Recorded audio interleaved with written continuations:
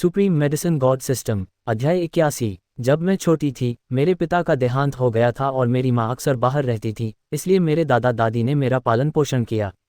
लेकिन जब मैं 10 साल की हुई तो मेरी दादी का भी देहांत हो गया और सिर्फ मेरे दादा और मैं ही रह गए। शेन युए अपने विचारों को व्यवस्थित कर रही थी, लेकिन अंततः उसने धीरे धीरे बोलना शुरू कर दिया। वांग युदाओ ने गहरी सांस ली, ये जानते हुए कि शेन युए अपने बचपन के अनुभव उसके साथ साझा करने वाली थी। इसलिए उसने ध्यान से सुना। तुम समझ नहीं सकते कि इतनी नाजुक उम्र में एक छोटी बच्ची के लिए अपनी माँ को न देखना और घर पर सिर्फ दादा का होना कैसा होता है। उसने वांग युदाओ की ओर देखा, अपना सिर हिलाया और खुद का मजाक उड़ाते हुए मुस्कुराए। हमारी पारिवारिक पृष्ठभूमि वाकई मजबूत है, लेकिन ये क्या दर्शाती है? बचपन में एक से ज्यादा बार सहपाठियों ने मुझसे पूछा कि मेरे पिता क्यों नहीं हैं और मैं इसका क्या जवाब दूंगी। इसलिए छोटी उम्र से ही मैंने दूसरों से बचना शुरू कर दिया। अकेले स्कूल आना जाना, सहपाठियों से ज्यादा बात न करना, इस डर से कि दूसरे जान जाएंगे कि मेरे पिता नहीं हैं। मैंने पहले सोचा था कि जब मैं बड़ी हो जाऊंगी तो ये भावना बेहतर हो जाएगी, लेकिन पता नहीं क्यों जैसे जैसे मैं बड़ी होती गई, मैं उतनी ही अधिक संवेदनशील होती गई।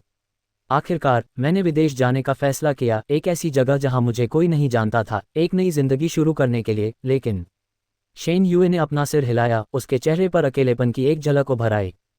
वांग युदाओ को यह सुनकर समझ नहीं आया कि क्या कहे। ऐसा लग रहा था कि वह जियाओ लिंग जैसी है, लेकिन जियाओ लिंग उससे ज्यादा भाग्यशाली थी, कम से कम उसकी एक माँ थी जो हमेशा उसके साथ थी।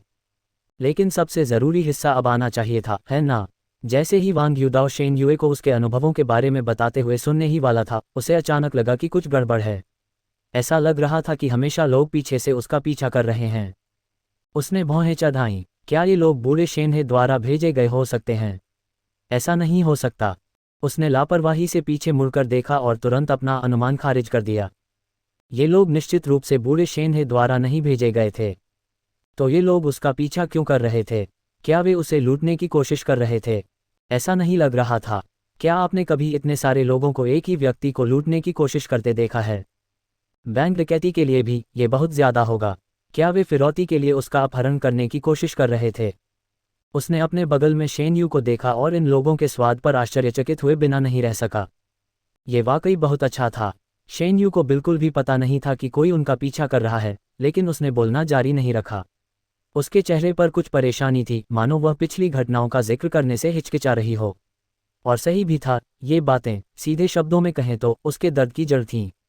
जैसा कि शेन यू ने कहा, जब वह छोटी थी तो उसने सोचा था कि बड़े होने का मतलब कोई चिंता नहीं होगी, लेकिन बड़े होने के बाद उसने पाया कि उसकी चिंताएं और बढ़ गईं।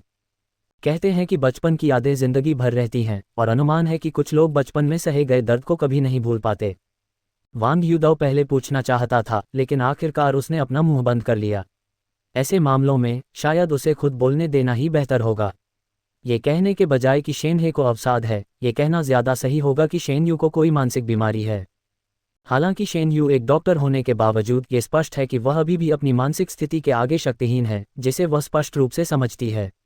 आखिरकार यह ऐसी चीज नहीं है जिसका इलाज दवा से हो सके।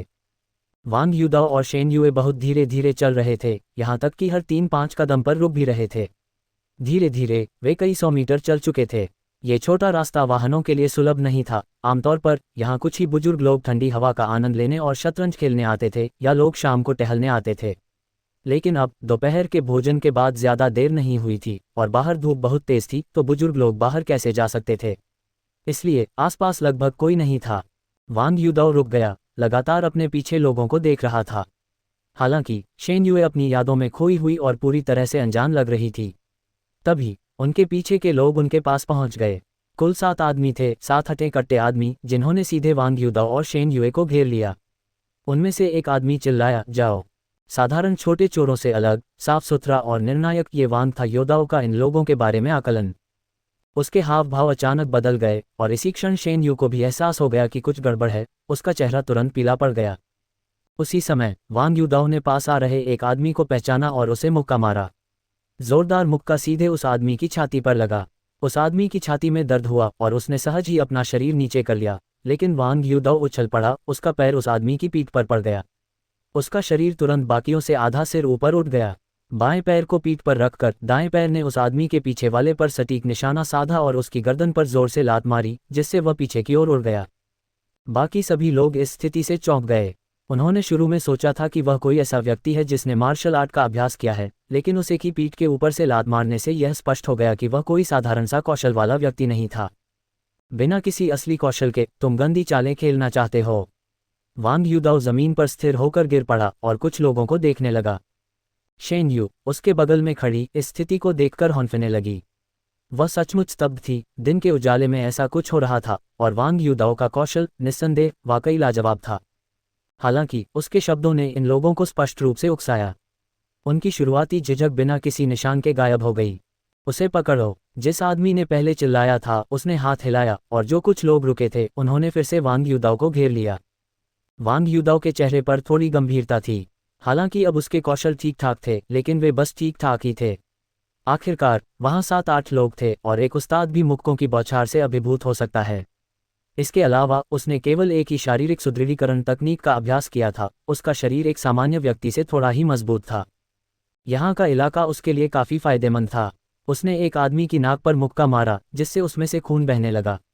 फिर उसने एक पैर पकड़ा जिसे किसी ने उसकी बगल में लात मारी थी और उसे जोर से अपनी ओर खींचा। वह व्यक्ति तुरंत चीखा और जमीन पर पूरी तरह से गिर पड़ा। तुम्हें किसने भेजा? उसने उस आदमी की जांघ पर जोर से पैर पटका। वह आदमी चीखा और उसके माथे से पसीने की मोटी मोटी बूंदें टपकने लगीं। उसके होंठ भी कांपने लगे। हालांकि इससे पहले कि वांग युदाओ उस आदमी के बोलने का इंतजार कर पाता, उसने अपने चारों ओर कई खतरनाक आभाएं महसूस की। वह जल्दी से पीछे हट गया और एक छड़ी तुरंत उसकी पिछली स्थिति की ओर झुक गई। लेकिन जैसे ही वह पीछे हटा, उसकी पीठ पर भूसा मारा गया। हालांकि उसे चोट नहीं आई थी। वांग युदाओ का चेहरा पूरी तरह से ठंडा पड़ गया। उसका शरीर, जैसी कि उम्मीद थी, अभी भी उसकी अपनी चेतना के साथ तालमेल नहीं बिठा पा रहा था। हालांकि आजकल ऐसे लोगों को खड़े खड़े ही छोड़ देने की उम्मीद नहीं करनी चाहिए। वह धीरे से मुड़ा और अपने पीछे खड़े व्यक्ति को ठंडी नजरों से देखा। उसका दाहिना पैर तेजी से उठा और उसके पेट पर बिजली की तरह लात मारी। उस व्यक्ति का शरीर जमीन से उछलकर 1 मीटर दूर जा गिरा और फिर एक ड्रैगन की तरह जमीन पर सिकुड़कर बैठ गया, आवाज भी नहीं निकाल पा रहा था। वांग युदाओ समय बर्बाद नहीं करना चाहता था। उस व्यक्ति को लात मारने के बाद उसने उस पर ध्यान नहीं दिया, क्योंकि उसे उसकी लात की ताकत का अंदाजा था। वह व्यक्ति निश्चित रूप से दोबारा उठ नहीं पाएगा। और भी लोग जमीन पर पड़े थे, लगभग सभी बस धीरे से कराह रहे थे। वांग युदाओ का चेहरा गंभीर था, लेकिन अचानक उसे कुछ याद आया। उसने दांत पीस लिए और फिर पीछे की ओर भागा। इसी समय शेन युए जोर से चीख रहा था और एक आदमी ने एक छड़ी लेकर उसे सीधे शेन युए के सिर की ओर घुमाया। धिक्कार है। वांग युदाओ ने दांत पीस लिए, गति बढ़ा दी और फिर तेजी से उस आदमी पर झपटा, उसे पकड़ लिया। आह युदाओ, सावधान! उसी समय शेन युए फिर से चीखी। उसका चेहरा तुरंत पीला पड़ गया। वांग युदाओ जिस व्यक्ति का सामना कर रहा था, अब उसके ठीक पीछे था।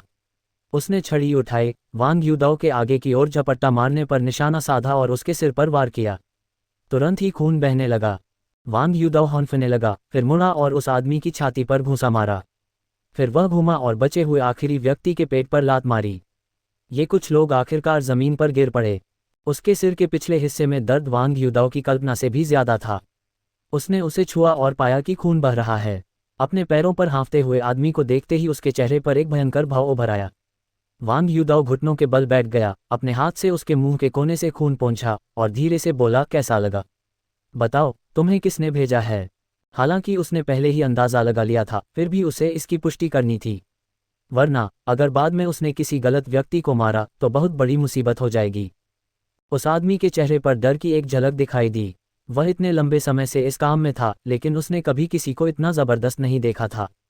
क्या ये सचमुच किसी दवाखाने का कर्मचारी था?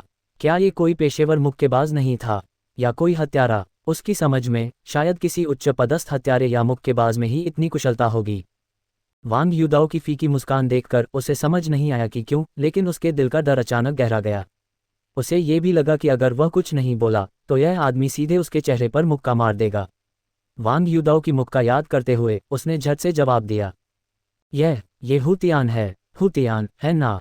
वांग युदाओ थोड़ा मुस्कुराया और सोचा, जरूर।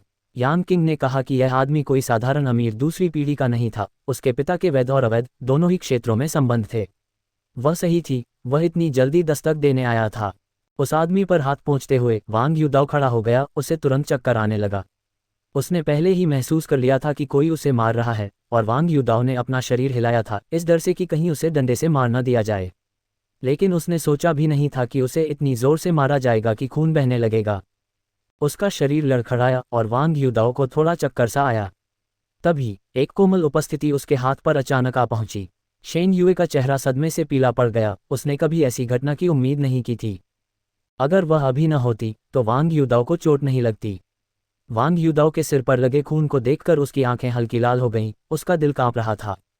क्या क्या तुम ठीक हो? हालांकि शेन युए आमतौर पर ठंडी रहती थी, लेकिन ऐसी स्थिति का सामना करने पर वह भी घबरा गई।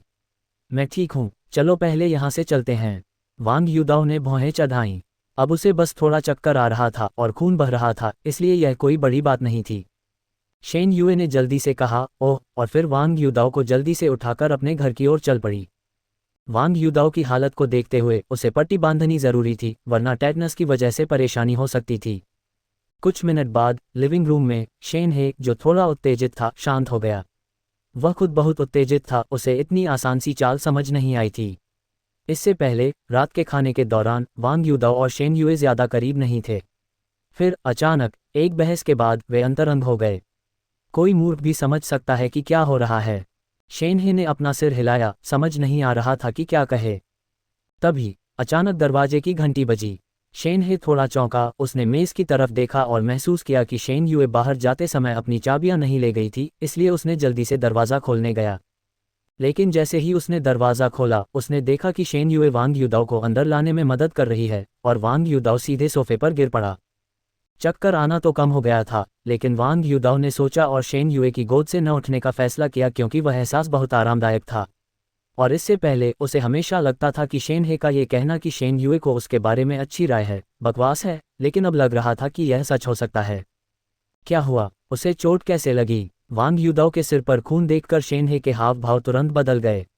वह ज्यादा देर से बाहर नहीं गया था, और जब वे गए तो जरूर नाटक कर रहे थे। ऐसा कैसे हो सकता है? लेकिन शेन युए के पास शेन हे को समझाने का समय नहीं था और वह जल्दी से ऊपर की ओर भागी। वांग युदाओ ने उसके ऊपर जाने की धमक की आवाज़ सुनी, फिर चिंतित शेन हे की ओर देखा और मुस्कुराते हुए कहा, दादाजी शेन, चिंता मत करो, मैं ठीक हूँ। लेकिन आपको सचमुच मेरा शुक्रिया अदा करना चाहिए। मैंने आपकी पोती का पीछा करने के लिए अपनी जान जोखिम में डाल दी। उसने अपने सिर की ओर इशारा करते हुए कहा। शेन हे स्तब्ध रह गया, फिर आश्चर्य से वांग युदाओ को देखा। एक पल के लिए उसके दिमाग में एक विचार कौंधा। शेन युए की इस समय की चिंता स्पष्ट रूप से असामान्य थी। आखिरकार वह एक डॉक्टर थी और उसने ऐसी कई चोटें देखी होंगी, लेकिन जब उसने वांग युदाओ को अंदर आने में मदद की तो उसके चेहरे पर जो चिंता और घबराहट थी, वह बिल्कुल भी बनावटी नहीं थी। ये सोचकर शेन हे की आंखें चमक उठीं और उसने तुरंत वांग युदाओ को अंगूठा दिखाया। शाबाश, तुमने अपना सिर कैसे फोड़ लिया? वांग युदाओ का गला अपनी ही लार से लगभग घुट गया। अपना सिर फोड़ना? क्या वह पागल था जो अपना सिर फोड़ रहा था? लेकिन वांग युदाओ ने कुछ नहीं कहा, बल्कि उसकी आंखें इधर उधर घूम गईं, और फिर उसने कहा, यह एक हीरो है जो इस सुंदरी को बचा रहा है। बाहर कोई तुम्हारी पोती को नुकसान पहुंचाना चाहता था। मैंने 7 लोगों से लड़ाई की। मुझे एक छिपकर हमला हुआ, लेकिन फिर भी मैं उन 7 को तब तक पीटने में कामयाब रहा जब तक वे उठ नहीं पाए। शेन हे थोड़ा चौंका, फिर अपने होंठ सिकोड़ लिए। अगर यह सच होता तो सूअर पेड़ों पर चढ़ रहे होते। तभी शेन युए एक प्राथमिक चिकित्सा किट पकड़े नंगे पांव दौड़ी।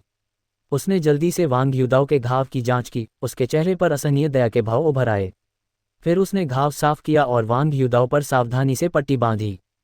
शेन हे बगल से देख रही थी, मन ही मन मुस्कुराई, चुपके से वांग युदाओ को अंगूठा दिखाया और फिर चुपचाप ऊपर चली गई।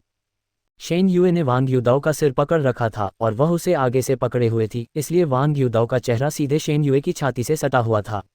हे भगवान, इतने शानदार दृश्य को देखकर वांग युदाओ को ऐसा लग रहा था जैसे वह सांस नहीं ले पा रहा हो।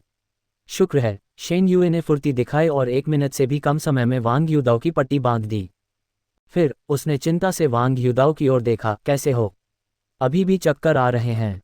मैंने तुम्हारे लिए ऊपर पानी उबाल कर रख दिया है और कुछ सूजन रोधी दवा तैयार कर दी है। बाद में इसे लेने के बाद तुम ठीक हो जाओगे। मैं ठीक हूँ।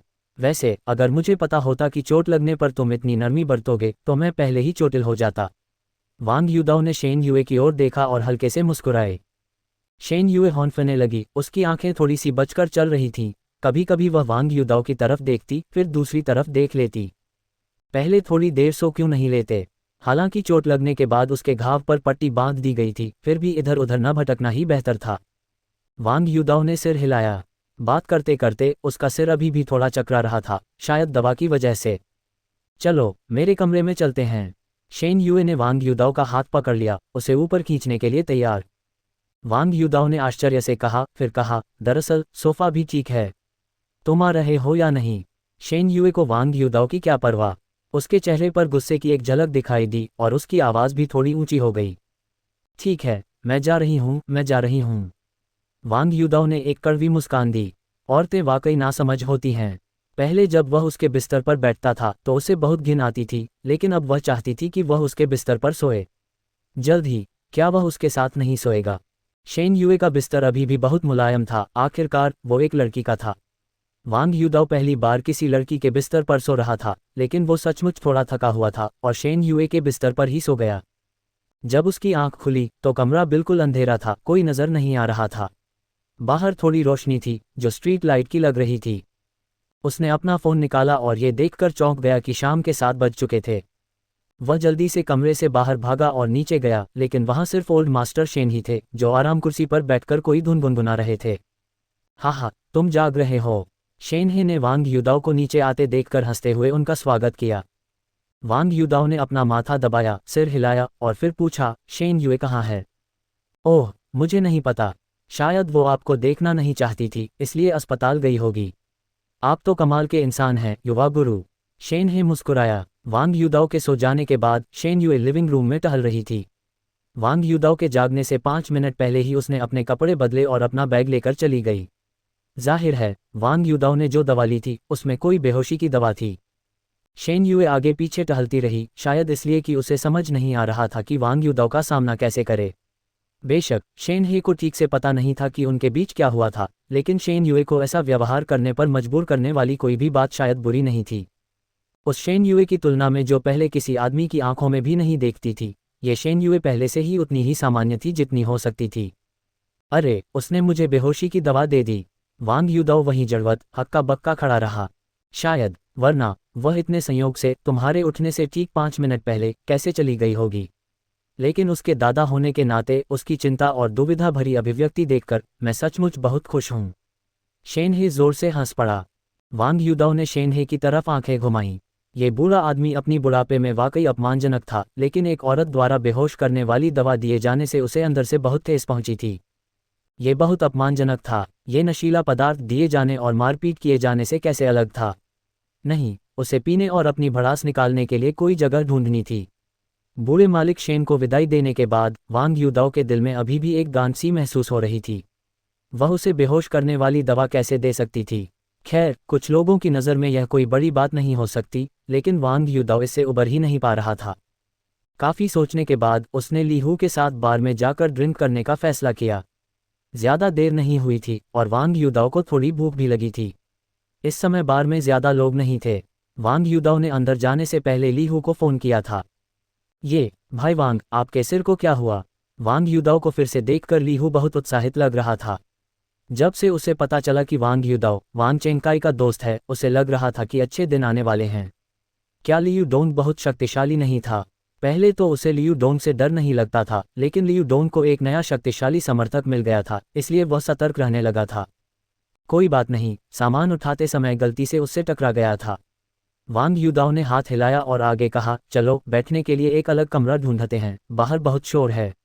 वांग युदाओ मुस्कुराया। वह इतने दिनों से लीहू को शांत करने के लिए नहीं आया था, और उसे विश्वास था कि लीहू की समझ अच्छी है और उसे स्वाभाविक रूप से पता होगा कि कैसे चुनाव करना है। उसने रिसेप्शन पर एक कार्ड लिया और सीधे अलग कमरे वाले हिस्से में चला गया। एक कमरे से गुजरते हुए वांग युदाओ को अचानक कोई दिखाई दिया। कोई ऐसा जिसे वह बहुत अच्छी तरह जानता था। ज़ेंग किन। थोड़ा स्तब्ध, वांग युदाओ को ज़ेंग किन के यहाँ होने की उम्मीद नहीं थी। हालांकि ज़ेंग किन के लिए उसके मन में न केवल अच्छी भावनाएं थीं, बल्कि वह उसे बेहद नापसंद भी करता था। हालांकि वांग युदाओ अब छोड़े जाने का सामना शांति से कर सकता था, लेकिन यह अब भी उसका अतीत था और ज़ेंग किन ने ही उसे छोड़ा था, इसलिए वांग युदाओ के दिल में ज़ेंग किन की मौजूदगी काफ़ी जटिल थी। सिर हिलाते हुए वांग युदाओ ने उसे अनदेखा किया और लीहू के साथ बगल वाले निजी कमरे में दाखिल हो गया। भाई वांग, आप क्या पीना चाहेंगे? लीहू ने अंदर आते ही सावधानी से पूछा। वांग युदाओ ने सिर हिलाया और लीहू से कहा कि बस उसके लिए कुछ पीने को ले आओ, ज़्यादा जोर देने की ज़रूरत नहीं है। मानो कुछ सोच रहा हो, वांग की आंख जल्दी से बोला। वैसे मैं पहले भी वांग परिवार के एक और यंग मास्टर से मिल चुका हूँ। ओह, उसका नाम वांग ताओ था, है ना? मुझे याद है कि वह चेंग परिवार के उस यंग मास्टर के साथ आया था। लीहू लगातार वांग युदाओ को खुश करने की कोशिश कर रहा था। हालांकि उसकी बातों ने वांग युदाओ को थोड़ा रुकने पर मजबूर कर दिया और फिर वह मन ही मन हंस पड़ा। जैसी कि उम्मीद थी, वह एक निकम्मा था। वांग परिवार और चेंग परिवार कट्टर दुश्मन थे, फिर भी यह वांग ताओ चेंग परिवार के लोगों के साथ चुपके से घुल मिल रहा था। कोई आश्चर्य नहीं कि वांग चेंगकाई ने कहा कि उसका छोटा भाई बेकार है। ऐसा लग रहा था कि उसे यह बात बहुत पहले से पता थी। लेकिन वांग युदाओ आज इन बातों पर बात करने के मूड में नहीं था। वह बस पीना चाहता था और अपनी भड़ास निकालना चाहता था। लीहू से कुछ सहज बातें करने के बाद वांग युदाओ शौचालय जाने के इरादे से कमरे से बाहर निकल गया। जैसे ही वह बगल वाले ज़ेंगकिन के निजी कमरे से गुजरा, उसने अंदर से चीखें सुनी और दरवाज़ा थोड़ा खुला हुआ था। अंदर की चीखें तेज होती जा रही थीं, मानो दहशत से भरी हों। वांग युदाओ ने दांत पीस लिए और आखिरकार उसने एक नज़र डालने का फैसला किया। आखिरकार उसकी जिज्ञासा क्या थी? मजबूत था। उसने जो देखा उससे वांग युदाओ सचमुच चौंक गया। चेंग शियाओयंग बंधी हुई थी और उसके बगल में दो और औरतें थीं, जिनमें से एक शुयू थी, जिससे वह पिछली बार मिला था। दोनों औरतें पूरी तरह नशे में थीं और उन्हें कुछ भी पता नहीं था। उनके कपड़े भी अस्त व्यस्त थे, वे सोफे पर मरे हुए सुअरों की तरह पड़ी थीं। दो आदमी उनके कपड़े उतारने की कोशिश कर रहे थे और ज़ेंगकिन किसी वजह से जाग रही थी, लेकिन उसके हाथ एक आदमी ने बांध रखे थे। जाहिर था कि ज़ेंगकिन भी नशे में थी, लेकिन वह अभी भी होश में थी, इसलिए वह बेतहाशा अपने पैर हिला रही थी, हालांकि उसमें बहुत कम ताकत थी। अरे, ये कैसा नज़ारा है! ये देखकर वांग युदाओ चौंक गया। क्या ज़ेंगकिन की पसंद बदलती रही होगी? पहले उसे वह इंसान पसंद था, फिर औरतें, और अब उसे एसएम खेलना पसंद है। ये नज़ारा देखकर वांग युदाओ का गुस्सा तुरंत भड़क उठा। वह समझ नहीं पा रहा था कि ज़ेंगकिन अपनी मर्जी से ये खेल खेल रही थी या उसे कोई नशा दिया गया था। हालांकि ज़ेंगकिन के दर्द भरे चेहरे को देखकर वांग युदाओ का दिल थोड़ा नरम पड़ गया। धिक्कार है, कोई बात नहीं, मैं पहले उसे बचाऊंगा। ये देखकर वांग युदाओ ने दांत पीस लिए।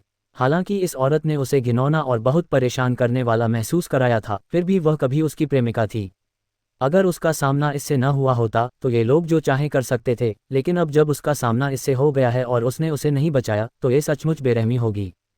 दरवाज़ा लात मारकर खोलते हुए वांग युदाओ आगे बढ़ा, फिर उस आदमी को सीधे पटक दिया जो अभी ज़ेंगकिन के ऊपर था, और फिर उसकी छाती पर लात मारी। वह आदमी तुरंत बेहोश होकर ज़मीन पर गिर पड़ा। एक व्यक्ति से निपटने के बाद वांग युदाओ ने फिर से वार किया और कुछ ही वार में बाकी दो को भी ढेर कर दिया। तभी उसने अंदर के दृश्य को एक व्यंग्यात्मक मुस्कान के साथ देखा। ये कैसी स्थिति थी? तीन औरतें शराब पीने के लिए बाहर भागीं और ऐसा लग रहा था जैसे उन्हें नशीला पदार्थ दिया गया हो। रात में घर पर रहने के बजाय वे अपने दुखों को दूर करने के लिए बाहर भागीं। वे इसी लायक थीं और उनके साथ एक भी आदमी नहीं था। धिक्कार है, तुमने यही मांगा था। देखा, तुम्हें इसका फल मिल गया। भौहें चढ़ाते हुए वांग युदाओ ने बेहोश ज़ेंगकिन को देखा, आह भरी, और फिर उसके हाथों और पैरों की रस्सियां खोल दीं। उसने ज़ेंगकिन के गाल थपथपाए और तभी उसने धीरे से अपनी आंखें खोलीं। ज़ेंगकिन का दिल इस वक्त धड़क रहा था। उसकी तबीयत पहले से ही खराब थी, इसलिए उसने उस रात दो बहनों को बाहर घूमने के लिए बुलाया। तीन अविवाहित पुरुषों से मिलने की उम्मीद नहीं की थी। वे खेलने लगी और उसने कभी नहीं सोचा था कि ऐसी स्थिति आ जाएगी। इसलिए जब उसने आंखें खोलीं तो उसे एहसास हुआ कि उसके साथ बलात्कार हुआ है और उसने तुरंत उसे थप्पड़ मार दिया। वांग युदाओ इस वक्त अवाक रह गया। उसने उसे बचाया और उसने उसे धन्यवाद देने के बजाय उसे थप्पड़ मार दिया। इसका क्या मतलब था? दुश्मनी से दया का बदला। ज़ेंगकिन की कलाई पकड़कर वांग युदाओ ने उसे फिर से थप्पड़ मारा, फिर कहा, अरे बेचारी औरत, मैंने तुम्हें बचाया है और तुम मुझे इस तरह से बदला दोगी? ये सुनकर ज़ेंगकिन अचानक थोड़ा स्तब्ध रह गई। इस बार उसने साफ देखा कि उसकी नज़र में जो व्यक्ति था वह असल में वांग युदाओ था, और उसने जो सबसे साफ शब्द सुने वे थे, मैंने तुम्हें बचाया। मुझे बचाया? क्या इसका मतलब है कि मैं ठीक हूँ? ज़ेंगकिन और उसकी सहेलियां इस बार मुसीबत से बच निकली क्योंकि वांग युदाओ ने बीच बचाव किया। निजी कमरे की गंदी हालत देखकर ज़ेंगकिन ने खुद को शांत किया, जल्दी से अपने कपड़े पहने और अपनी सहेलियों को बुलाते हुए उनके पास चली गई। वांग युदाओ निजी कमरे में लौट आए। अब उसका पीने का मन नहीं था। उसने लीहू से कहा कि वह अपना काम करे और लीहू द्वारा बुलाई गई परिचारिकाओं को भी मना कर दिया। फिर निजी कमरे में अकेले बैठकर चुपचाप शराब पीने लगी। उसके अनुमान के अनुसार ज़ेंगकिन थोड़ी देर में उसे ढूंढने आ जाएगा। और हाँ, लीहू और बाकी लोगों के जाने के 5 मिनट से भी कम समय बाद ज़ेंगकिन आ गई। हालांकि वह अकेली आई थी। ऐसा लग रहा था कि बाकी दोनों शायद वापस चली गई होंगी, क्योंकि ऐसी घटना के बाद उनकी भावनाएं निश्चित रूप से अस्थिर होंगी। कुछ गड़बड़ है। वांग यूदाओ ने ज़ेइक्किन की ओर देखा। इस समय ज़ेइक्किन के बाल थोड़े बिखरे हुए थे और उसका मेकअप भी थोड़ा गंदा था। साफ था कि वह रो रही थी। ज़ेइक्किन का दिल इस वक्त पूरी तरह से बेचैन था। वांग यूदाओ को देखकर उसे समझ नहीं आ रहा था कि क्या कहे, और आखिरकार वह सिर्फ 2 आसान शब्दों में ही अपनी बात कह पाई, शुक्रिया। उसकी बातें सुनकर वांग यूदाओ ने अपनी भौहें ऊपर उठाईं। उसे उम्मीद नहीं थी कि वह ये 2 शब्द भी कहेगी, लेकिन अब जब ज़ेइक्किन ऐसी स्थिति से गुजर चुका था तो वह ज़्यादा कुछ नहीं कह सका। कुछ नहीं, मैं तो बस यूं ही गुजर गया था। वांग यूदाओ ने शराब का एक और घूंट लेने के बाद सिर हिलाया। अगर तुम भी कुछ देर यहाँ रुकना चाहते हो तो आओ और मेरे साथ एक ड्रिंक लो। वहाँ खड़े ज़ेइक्किन को देखकर वांग यूदाओ अवाक रह गया। वह ज़ेइक्किन कहाँ थी जिसने उसे छोड़ दिया था? आज की ज़ेइक्किन में वह बिल्कुल भी पहचान में नहीं आ रही थी। क्या हो सकता है कि इस घटना ने ज़ेइक्किन के व्यक्तित्व को पूरी तरह बदल दिया हो? वांग यूदाओ की बातें सुनकर ज़ेइक्किन दंग रह गई। उसने सिर हिलाया, अपना बैग सोफे पर रखा और बैठ गई। तुम्हें अपना रूप रंग ठीक करना चाहिए। तुम अभी बहुत अस्त व्यस्त लग रही हो। ज़ेइक्किन की वर्तमान स्थिति और उसके पहले के घमंडी व्यवहार को देखकर वह बिल्कुल एक नाराज़ औरत लग रही थी जिसका अपमान किया गया था और फिर उसे त्याग दिया गया था। वांग यूदाओ की बातें सुनकर ज़ेइक्किन थोड़ा स्तब्ध रह गई। उसने जल्दी से अपने बैग से मेकअप का कॉम्पैक्ट निकाला। एक नज़र में वह खुद भी चौंक गई। फिर उसका चेहरा लाल हो गया और उसने जल्दी से कॉम्पैक्ट उठाया, निजी कमरे से बाहर निकली और शौचालय की ओर चल पड़ी। ज़ेइक्किन को जाते देख वांग यूदाओ खड़ा हो गया। वह अब यहाँ नहीं रुकना चाहता था। चलो, मैं तुम्हें बाहर तक छोड़ आता हूँ। अभी अभी पहुंचकर वांग यूदाओ ने ऐसे शब्द कहे और ज़ेइक्किन ने भी सिर हिलाया। अगर वांग यूदाओ ने पहले नहीं बताया होता कि वह बगल वाले निजी कमरे में है तो वह ज़रूर अपनी 3 दोस्तों के साथ वापस चली जाती। आखिरकार ऐसी घटना के बाद वह अभी भी थोड़ी बेचैन। वांग यूदाओ के पीछे पीछे वह उस निजी कमरे से बाहर चली गई और उस बहरा कर देने वाली आवाज़ से उसे डर का एहसास हुआ। मेट्रोपोलिस से बाहर निकलते हुए वांग यूदाओ ने एक गहरी सांस ली। बाहर की ताज़ी हवा अंदर से कहीं ज़्यादा अच्छी थी। दोनों में से कोई भी कुछ नहीं बोला। वांग यूदाओ को भी समझ नहीं आ रहा था कि क्या कहे। खैर, उसे बस ज़ेइक्किन को बाहर तक छोड़ने की ज़रूरत थी और फिर उसका कर्म पूर्ण हो जाएगा। ठीक है, मैं तुम्हें यहाँ तक छोड़ दूंगा। तुम वापस जाओ। अगर कुछ गड़बड़ न हो तो आगे से ऐसी जगहों पर मत जाना। ज़ेइक्किन के मेकअप को दोबारा लगाने के बाद वांग यूदाओ ने अपना सिर हिलाया। पिछली घटनाओं के साथ उसके चेहरे पर उदासी की एक झलक थी, जिससे वह पहले वाली ज़ेइक्किन से बिल्कुल अलग लग रही थी। ज़ेइक्किन ने शुरू में सोचा था कि वांग यूदाओ उसे घर ले जाएगा, लेकिन अब वह उसे बार से बाहर ही देख रहा था। उसे समझ नहीं आ रहा था कि वह क्या सोच रही है। ज़ेइक्किन सिर हिलाते हुए स्थिर खड़ी रही, जबकि वांग यूदाओ मुड़कर सीधे चला गया। वांग यूदाओ को पीछे हटते हुए देखकर ज़ेइक्किन को समझ नहीं आया कि क्यों, लेकिन उसने सीधे पुकारा, वांग यूदाओ। ज़ेइक्किन की आवाज़ सुनकर वांग यूदाओ थोड़ा स्तब्ध रह गया, फिर पलटा और पूछा, क्या कुछ गड़बड़ है? वांग यूदाओ की बातें सुनकर ज़ेइक्किन ने अपना सिर नीचे किया, फिर मानो हिम्मत जुटाते हुए वांग यूदाओ की ओर देखा और कहा, मुझे माफ़ करना। थोड़ा स्तब्ध होकर वांग यूदाओ उदासीनता से मुस्कुराया, फिर बोला, जल्दी सो जाओ। ज़ेइक्किन के बारे में वांग यूदाओ खुद भी शब्दों में बयां नहीं कर पा रहा था कि अब वह उसके बारे में क्या महसूस कर रहा था। पहले तो वह खामोश प्रतिरोध करता, रात में कुछ बार गालियां भी देता, लेकिन अब उसे इस हालत में देखकर वह सचमुच उस ख्याल से बाहर निकल गया। बेशक यह उनकी वर्तमान पहचान और परिस्थितियों से भी जुड़ा हो सकता है। वांग यूदाओ अब पहले जैसा कंगाल नहीं रहा। वह बस आराम करने बाहर गया था, उसे ऐसी किसी घटना की उम्मीद नहीं थी। वांग यूदाओ बार में वापस जाने ही वाला था कि उसी समय उसका फ़ोन बज उठा। उसने फ़ोन उठाया और देखा कि वो मीज़ी का फ़ोन था। वांग यूदाओ ने अपनी जांघ पर थपथपाया, लगभग भूल ही गया। जाते समय उसने अलविदा नहीं कहा था। शेन युए के घर पर इतने लंबे समय तक रहा था और उसे नशीला पदार्थ भी दिया गया था। इतने लंबे समय तक गायब रहने के बाद वो मीज़ी शायद चिंतित था। वांग यूदाओ ने जल्दी से वो मीज़ी को सूचित किया, बार के बाहर से एक टैक्सी बुलाई और घर भागा। आखिरकार वांग यूदाओ उस समय वो मीज़ी के साथ एक ही छत के नीचे रह रहा था। हालांकि घर पहुंचते पहुंचते वांग यूदाओ शेन यू के बारे में सोचता रहा। उसे नहीं पता था कि शेन यू ने सोते हुए क्या किया होगा, लेकिन ओल्ड मास्टर शेन की बातों से लगता था कि शेन यू काफ़ी चिंतित लग रहा था। यह एक अच्छा संकेत था। अगर उसके साथ ऐसा कुछ हुआ होता और शेन यू भावशून्य रह सकती तो सचमुच कोई संभावना नहीं होती। घर वापस आकर वो मीज़ी लिविंग रूम में जियाओ लिंग की होमवर्क में मदद कर रही थी। वांग यूदाओ ने उत्सुकता से अंदर झांका। वो मीज़ी ने भी देखा और मुस्कुराई, तुम वापस आ गए। कियानरोंग कहाँ गई? झू क्यानरोंग एक ऐसी इंसान थी जो शांत नहीं बैठ सकती थी। वू मीजी और जियाओलिंग के यहाँ होने के कारण ये बहुत अजीब था कि झू क्यानरोंग वहाँ नहीं थी। वह पुलिस स्टेशन गई थी। लगता है कोई ज़रूरी काम था। आजकल ज़्यादा सुकून नहीं है युदाओ, तुम्हें देर रात बाहर नहीं जाना चाहिए। वू मीजी ने चिंता से वांग युदाओ को देखा।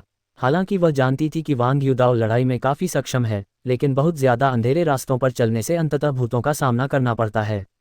देर रात बाहर भागते हुए अगर कोई दुर्घटना हो जाती तो बहुत बड़ी समस्या हो जाती। वांग युदाओ ने जल्दी से सिर हिलाया, राहत की सांस ली, फिर जल्दी से अंदर चला गया। वह नहीं चाहता था कि वू मीजी उसके सिर पर लगी चोट देखे। हालांकि झू क्यानरोंग के अचानक पुलिस स्टेशन जाने से वह थोड़ा हैरान था। उसने पिछले कुछ दिनों में ऐसी किसी घटना के बारे में नहीं सुना था। अगली सुबह वांग युदाओ ने आंखें खोलीं, बिस्तर से उछलकर उठे और जल्दी से अपना दरवाज़ा खोलकर बाथरूम की ओर दौड़े। रसोई में हलचल सी लग रही थी, शायद वू मीजी नाश्ता बना रही थी। वांग युदाओ ने बाथरूम से अपना काम निपटाया और कमरे में दाखिल होने से पहले ही उसने अनजाने में झू क्यानरोंग को लिविंग रूम के सोफे पर तकिए के सहारे टेक लगाए, थकी हुई आंखें बंद किए हुए देखा। देखने से लग रहा था कि वह सोफे पर ही सो गई है। वह एक पल के लिए रुका, फिर चुपचाप उसके पास गया और झू क्यानरोंग के चेहरे के सामने हाथ हिलाकर पुष्टि की कि उसने सचमुच कोई प्रतिक्रिया नहीं दी। क्या हुआ? वू मीजी नाश्ता लिए रसोई से बाहर आए। उसने झू क्यानरोंग की हालत भांप ली और सिर हिलाया। लगता है क्यानरोंग बहुत थक गई है। मुझे नहीं पता कि उसने कल रात क्या किया था। वह आज सुबह ही वापस आई है। वह सोना चाहती थी लेकिन मैंने उसे रोक दिया। उम्मीद थी कि वह नाश्ता कर लेगी। क्या मुझे उसे जगा देना चाहिए? नहीं, वांग युदाओ ने झट से वू मीजी को रोक दिया। अगर वह इतना थका हुआ होता तो वह बिल्कुल नहीं चाहता कि कोई उसे जगाए। जहां तक नाश्ते की बात है, वह तो अच्छी नींद के बाद ही हो सकता है। तो उसे अंदर ले जाओ। ऐसे झुकने से उसकी गर्दन मुड़ जाएगी और उसे अच्छी नींद नहीं आएगी। वू मीजी ने थोड़ा सा मुंह बनाया। वांग युदाओ ने सिर हिलाया और झू क्यानरोंग को धीरे से उठाया। वह भी थोड़ा हैरान था। आखिर उसने ऐसा क्या किया था कि वह इतनी थक गई? अगर वह सचमुच पुलिस स्टेशन में ओवरटाइम कर रही थी तो उसे इतना थकावट भरा नहीं होना चाहिए था कि वह एक रात भी न टिक सके। आखिरकार वे सभी युवा थे, ऊर्जा से भरपूर। जब वह स्कूल में था तो वह रात भर गेम खेलकर भी अगले दिन क्लास में जा सकता था। अच्छा, तुम्हारे सिर को क्या हुआ? वो मीजी मुड़ने ही वाली थी कि अचानक उसकी नज़र वांग युदाओ के सिर के पीछे बंधी पट्टी पर पड़ी। वांग युदाओ रुकी, फिर हंसी। कुछ नहीं हुआ, मैं अस्पताल में जहाँ जा रही थी वहाँ देख नहीं रही थी और एक मेज से टकरा गई। वू मीजी ने ओह कहा और फिर अजीब से भाव से वांग युदाओ को देखा। दोपहर के समय वांग युदाओ को ओल्ड मास्टर शेन के घर जाने का समय मिल गया, लेकिन शेन यू वहाँ नहीं थी, जो वांग युदाओ की उम्मीदों के मुताबिक था, क्योंकि शेन यू को अभी भी काम करना था। फिर भी वांग युदाओ ने शेन यू को उसके द्वारा दिए गए नशे के बारे में ठीक से बताने के लिए समय निकालने की योजना बनाई। उसे अपने जख्मी दिल पर मरहम लगाने के लिए शेन यू की ज़रूरत थी और उसे चेतावनी भी देनी थी, वरना अगर भविष्य में ऐसा दोबारा हुआ तो उसे सचमुच बहुत अपमानित होना पड़ेगा। जब यांग किंग का फ़ोन आया तो वांग युदाओ अभी अभी ओल्ड मास्टर शेन के घर से निकला था।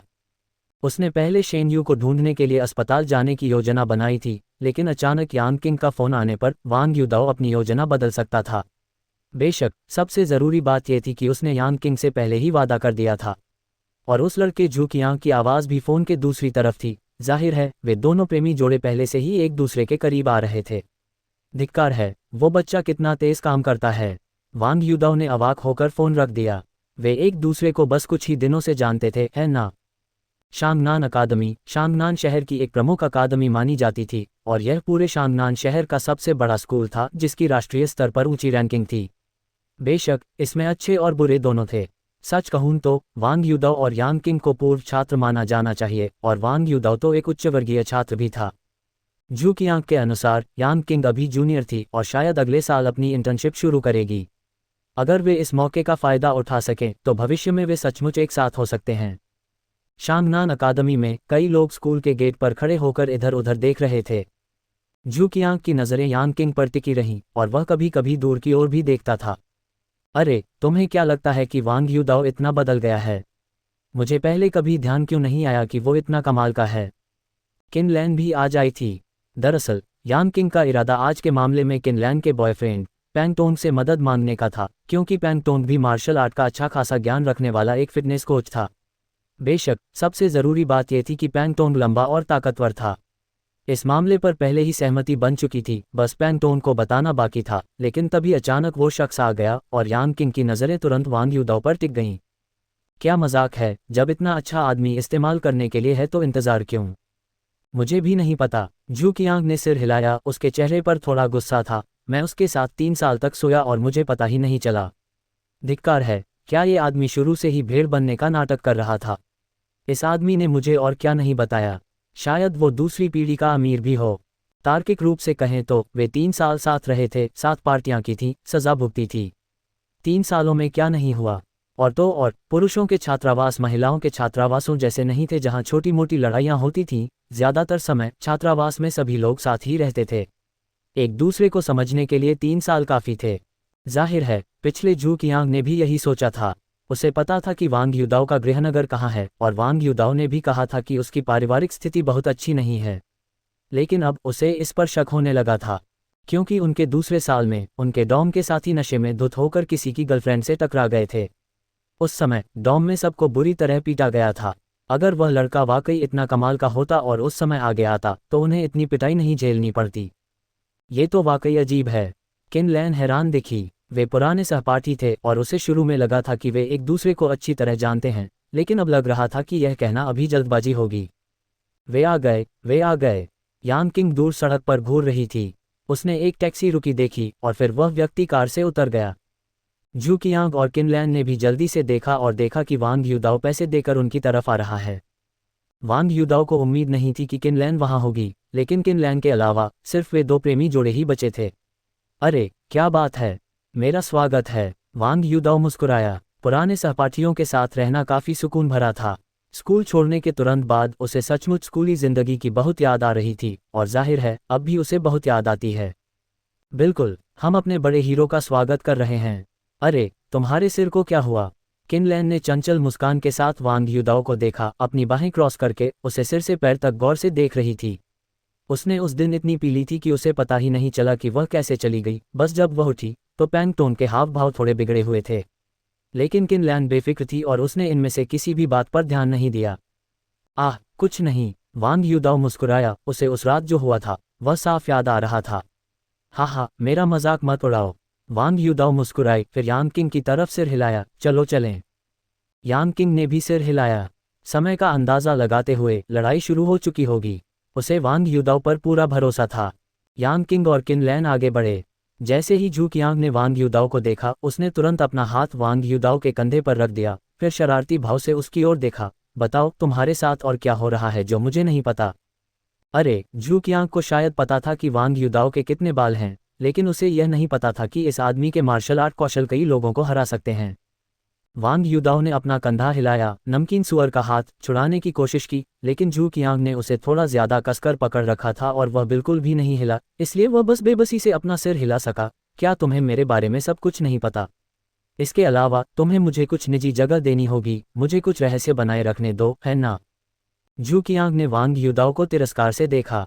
निजी जगह, राज बनाए रखना? मुझे तो ये भी चिंता थी कि तुम सिंगल हो और पिछली बार मैंने तुम्हें लड़कियों से मिलवाने के लिए बुलाया था। अब लगता है कि यह बिल्कुल जरूरी नहीं था। वांग युदाओ के हुनर के साथ गर्लफ्रेंड ढूंढना मुश्किल नहीं होना चाहिए। हाय, मेरे भाई ने कमाल कर दिया है। आगे से मुझे मत भूलना। चिंता मत करो, तुम्हारा ध्यान रखा जाएगा। वांग युदाओ ने जू कियांग का हाथ थपथपाया, फिर आगे चल रही यान किंग की ओर इशारा करते हुए फुसफुसाया, तुम दोनों ने रिश्ता बना लिया है। तस्क हुकअप का क्या मतलब है? इसे कहते हैं आपसी स्नेह, ठीक है? जू कियांग ने वांग युदाओ की तरफ आंखें घुमाईं और फिर कहा, जल्दी करो, बाद में तुम ही छा जाओगे, उन सभी तथाकथित विशेषज्ञों को हरा दोगे। मुझे याद है कि हम भी इन क्लब गतिविधियों में हिस्सा लेते थे। धिक्कार है, उस समय हम हमेशा सबसे नीचे रहते थे, ठीक है? जू कियांग ने वांग युदाओ को अजीब तरह से देखा, उसकी आंखों में आक्रोश घुला हुआ था। खैर, अब वह वांग युदाओ को एक ऐसे गुरु के रूप में पूरी तरह से देखने लगा था जो अपनी असली क्षमताओं को हमेशा से छुपा रहा था। चूंकि यह उनका पुराना विश्वविद्यालय था, वांग युदाओ उस जगह से अच्छी तरह वाकिफ थे। यान किंग के पीछे पीछे वे एक व्यायामशाला में पहुंचे, जहां उन्होंने देखा कि बहुत से छात्र इकट्ठा थे और लोग जोर जोर से चिल्ला रहे थे, जो बहुत जीवंत लग रहा था।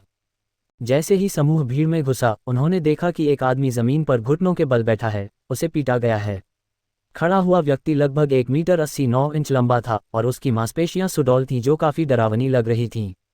हालांकि उसका चेहरा बिल्कुल सुंदर नहीं था, लेकिन वह कुछ प्रशंसक लड़कियों को जरूर आकर्षित कर सकता था। अपनी ऊंचाई के साथ वांग युदाओ जानता था कि इस आदमी के निश्चित रूप से प्रशंसकों का एक समूह होगा। दरअसल जब प्रतिद्वंद्वी को गिराया गया तो आसपास के लोगों ने तुरंत जयकारे लगाए और उस आवाज से पता चला कि उनमें से ज्यादातर महिलाएं थीं। वांग युदाओ ने अपना सिर हिलाया, लेकिन उसकी आंखें भी चमक उठी। विश्वविद्यालय का जीवन अच्छा था, रहने के खर्च की कोई चिंता नहीं थी। यान किंग ने उस व्यक्ति की तरफ सिर्फ एक नज़र डाली और फिर तेजी से एक जगह की ओर दौड़ पड़ी। किनलैन और बाकी लोग उसके पीछे पीछे चल दिए। वांग युदाओ ने यान किंग की नज़र की दिशा में देखा तो देखा कि वहां कई लोग खड़े थे, बहुत परेशान लग रहे थे। जब यान किंग वहां पहुंची तो उसने कुछ कहा, फिर वांग युदाओ की तरफ इशारा किया, मानो उसकी तरफ इशारा कर रही हो। यान किंग से बात कर रही महिला भी एक महिला थी जिसने ट्रेनिंग यूनिफॉर्म पहनी हुई थी। वह कुछ आकर्षक लग रही थी, लेकिन उसकी भौहें सिकुड़ी हुई थीं, खासकर वांग युदाओ को देखने के बाद वे और भी सिकुड़ गईं। यान किंग, तुम्हें उसके जैसा कोई क्यों मिला? वह ऐसा कैसे कर सकता है? वांग युदाओ के पास आते ही उसने अचानक ये वाक्य सुना। वह थोड़ा स्तब्ध रह गया, फिर उस महिला को गौर से देखा। वह यान किंग के ही साल की लग रही थी और ऐसा लग रहा था कि इस क्लब में यान किंग का स्थान काफी ऊंचा है। ओह, मुझे उम्मीद नहीं थी कि हमारे स्कूल की छात्राएं और भी सुंदर होती जा रही हैं। किनलैन वहां आए, उसकी नज़र उस महिला पर पड़ी, फिर उसने अपने पीछे खड़े लोगों को देखा।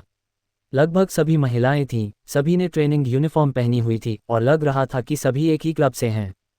प्रेसिडेंट, मेरा यकीन मानिए, मुझे जो मिला है वह जरूर जीत सकता है। यान किंग का चेहरा थोड़ा चिंतित था। पहले वह जोश से भरी हुई थी और उसने इस बारे में इस तरह नहीं सोचा था। अब उस पर ठंडा पानी छिड़कने के बाद वह होश में आई। वांग युदाओ दुबला पतला और कमजोर लग रहा था। अगर उसने कुछ हुनर नहीं दिखाया होता तो शायद कोई उस पर यकीन नहीं करता। आखिरकार जब वे उस दिन मिले थे तो उसे भी यकीन नहीं हुआ था कि वांग युदाओ इतना शक्तिशाली है। यान किंग, मुझे पता है कि तुम ये सब क्लब की भलाई के लिए कर रहे हो, लेकिन तुम्हें हमारा प्रतिनिधित्व करने के लिए उसके जैसा कोई नहीं मिल रहा। अगर हम सबके सामने अपनी इज्जत गंवा देंगे तो तुम्हें क्या लगता है हम किसकी इज्जत गंवा रहे हैं? वो तो अध्यक्ष जी का चेहरा है। उनके बगल में खड़ी एक महिला ने गुस्से से भरे चेहरे के साथ वांग युदाओ और बाकियों की तरफ देखा, फिर मुस्कुराई और चतुराई से बोली। उसने अपनी नाराजगी जाहिर नहीं की, बल्कि अध्यक्ष जी पर ही आरोप लगाया। यान किंग चिंतित लग रही थी, लेकिन उसके हाव भाव से साफ लग रहा था कि उसे समझ नहीं आ रहा था कि क्या करे। यान किंग, बस भूल जाओ। चूंकि वे मदद करने को तैयार नहीं हैं, इसलिए हमें बेशर्मी से यहाँ रुकने की जरूरत नहीं है। जू कियांग अब और बर्दाश्त नहीं कर सका। एक उसकी मौजूदा गर्लफ्रेंड थी, दूसरी उसकी पुरानी दोस्त। वे मदद करने के इरादे से आए थे, लेकिन असल में उन्हें नापसंद किया जाता था। अगर आंटी इसे बर्दाश्त कर सकती हैं तो अंकल नहीं। तुम कौन हो? नुकीले चेहरे वाली महिला ने थोड़ा सा भौहें सिकुड़ी। उसकी नज़र जू की आंख पर पड़ी, फिर यान किंग पर। यान किंग का चेहरा थोड़ा लाल हो गया। उसने अपने अध्यक्ष की ओर देखा, फिर जू की आंख की ओर और फुसफुसाया, वह मेरा बॉयफ्रेंड है। ये सुनकर अध्यक्ष ने हैरानी से यान किंग को देखा, काफी देर तक स्तब्ध रहा, फिर बोला, जियाओ किंग, तुम कह रही हो कि वह तुम्हारा बॉयफ्रेंड है? बिल्कुल नहीं। क्या तुम डेट पर जाने को तैयार नहीं थीं? जब हम स्कूल के लिए शांगनान शहर आए थे तो आंटी ने मुझे तुम्हारा अच्छा ख्याल रखने को कहा था। वांग युदाओ ने हैरानी से महिला अध्यक्ष को देखा। तो ये दोनों लड़कियां एक ही जगह की थीं और ऐसा लग रहा था कि वे पुरानी सहेलियां हैं। उनके लहजे से लग रहा था कि उनके माता पिता भी एक दूसरे को जानते हैं। तुम्हें धोखा तो नहीं दिया गया है ना? तांग डाई ने यान क्विंग को पकड़ लिया। वह इतने लंबे समय से शांगनान शहर में पढ़ रही थी और वह और यान क्विंग प्राथमिक विद्यालय से लेकर विश्वविद्यालय की पढ़ाई के लिए शांगनान शहर आने तक साथ रहे थे। उनका रिश्ता बहुत अच्छा था, वे हमेशा सबसे अच्छे दोस्त रहे थे और हर बात पर बात करते थे। यान क्विंग का बॉयफ्रेंड कैसे हो सकता है और उसे पता भी नहीं? उसने अपने तथाकथित बॉयफ्रेंड की तरफ देखा और तांग डाई के चेहरे पर शक की एक झलक उभर आई। अरे, तुम ऐसे कैसे बात कर सकती हो? खैर, मैं तो तुम्हारी सीनियर हूँ। धोखा से तुम्हारा क्या मतलब है? जू की आंख को तुरंत गुस्सा आ गया। वह नेक इरादे से मदद करने आया था, लेकिन अब उसे धोखेबाज कहा जा रहा था। और उसे अभी अभी एक गर्लफ्रेंड मिली थी, वह इस तथाकथित सबसे अच्छे दोस्त को इसे बर्बाद नहीं करने दे सकता था। क्या हुआ? मैं तो बस तुम्हें डांट रही थी। अगर वह सीनियर है तो क्या हुआ? क्या एक सीनियर अपने जूनियर को धोखा दे सकता है? तांग डाई के शब्दों की बौछार ने जू की आंख को एक पल के लिए अवाक कर दिया। जियाओ डाई, ऐसा मत करो, ये वास्तव में कुछ भी नहीं है, मैंने यह अपनी मर्जी से किया है। यान किंग ने झट से तांग डाई को खींच लिया, उसके चेहरे पर शर्मिंदगी के भाव उभर आए। वह अपनी दोस्त को अच्छी तरह जानती थी, लेकिन वह पहले उस मामले में इतनी उलझी हुई थी कि तांग दाई की बात करना ही भूल गई। तांग दाई गुस्से से भरी हुई लग रही थी, मानो उसे सच में यकीन हो गया हो कि जू कियांग जूनियर लड़कियों को धोखा देने वाला कोई है। क्या ये वही लड़का है जिसके बारे में तुम बात कर रही हो? तांग दाई ने अचानक वांग युदाओ की ओर इशारा किया। वांग युदाओ को बगल से देखना थोड़ा मज़ेदार लगा, लेकिन उसे उम्मीद नहीं थी कि वह अचानक उसकी ओर ध्यान देगी। यांग किंग ने जल्दी से सिर हिलाया, फिर कहा, वह जू कियांग का दोस्त है और उसने हमारे स्कूल से स्नातक भी किया है। वह बहुत प्रभावशाली है। यांग किंग बोलते हुए उसने जानबूझकर बहुत शब्द पर जोर दिया, फिर उत्सुकता से तांग दाई की ओर देखा। तांग दाई ने उत्सुकता से वांग युदाओ को देखा, फिर अचानक बोल पड़ी, मुझसे ज्यादा प्रभावशाली। यांग किंग को एक पल के लिए समझ नहीं आया कि क्या जवाब दे। उसने मन ही मन सोचा, वह सचमुच प्रभावशाली है, और जहां तक तुम्हारी बात है तो वह शायद तुम्हें एक हाथ पीछे बांधकर भी हरा सकता है। लेकिन वह सीधे सीधे कह नहीं सकती थी। आखिरकार वे बचपन से ही अच्छे दोस्त थे, इसलिए तांग दाई स्वाभाविक रूप से यांग किंग की बात का मतलब समझ गई। उसने वांग युदाओ को गहराई से देखा, फिर कहा, मैं तांग दाई हूं और मैं बाद में तुम पर भरोसा करूंगी। अरे राष्ट्रपति जी, क्या तुम सच में उस पर विश्वास करते हो? तीखे चेहरे वाली लड़की ने तांग दाई को आश्चर्य से देखा और साफ तौर पर इस बात से बहुत हैरान थी कि तांग दाई ने सचमुच बोल दिया। मुझे जियाओ किंग पर भरोसा है, तांग दाई ने शांति से कहा। नुकीले चेहरे वाली लड़की चुप हो गई, लेकिन जब उसने वांग युदाओ की तरफ देखा तो वह बुदबुदाई, ठीक है, हम बाद में देखेंगे कि वह कैसे खुद को बेवकूफ़ बनाता है। ये स्कूल वर्ष की शुरुआत का समय था। हर साल जब विश्वविद्यालय शुरू होते हैं तो विभिन्न क्लब नए सदस्यों की भर्ती करते हैं। यही कारण है कि पिछले कुछ दिनों में प्रतियोगिताएं आयोजित की गई हैं, ज़्यादातर लोगों को आकर्षित करने के लिए। मंच पर वह व्यक्ति कौन है? तांग दी ने बोलना बंद कर दिया और जू कियांग ने भी कुछ नहीं कहा। हालांकि किनलैन चमकती आंखों से मंच पर उस आदमी को देख रही थी, साफ तौर पर मोहित। वांग युदाओ अवाक रह गया। किनलैन अब भी किनलैन थी, अब भी वैसी ही। हालांकि उसका पहले से ही एक प्रेमी था, ऐसा लग रहा था कि उसे अब भी सुंदर पुरुष बहुत पसंद हैं और वह इसे बिल्कुल नहीं छिपाती। ऐसी महिला के लिए अगर उसका प्रेमी क्षुद्र और ईर्ष्यालु हो तो वह इसे बर्दाश्त नहीं कर सकता। हालांकि इसका मतलब यह नहीं था कि किनलैन बदचलन थी। सीधे शब्दों में कहें तो वह बस बहुत लापरवाह और विचारहीन थी। उसकी आंखें हमेशा खूबसूरत मर्दों को देखने में रम जाती थीं, लेकिन देखने के बाद वह उन्हें भूल जाती थी। ऐसे इंसान के साथ जब तक आप उससे ज़्यादा झगड़ा नहीं करते, कोई समस्या नहीं होगी और वह शायद ही कभी बेवफा होती है।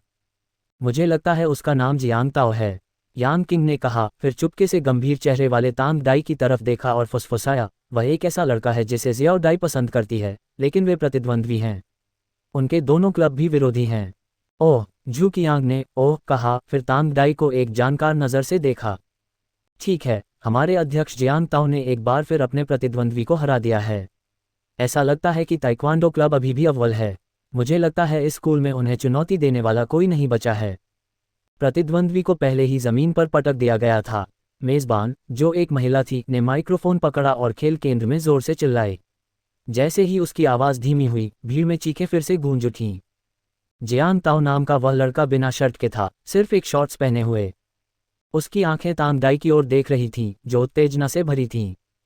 फिर उसने मेज़बान के हाथ से माइक्रोफोन छीन लिया। आप सभी नए जूनियर छात्रों, हमारा ताइक्वांडो क्लब कई सालों से खुला है और मैंने इसे एक ऐसे सीनियर से संभाला है जो पहले ही स्नातक हो चुका है। सच कहूँ तो मैं पहले इतना अच्छा नहीं था।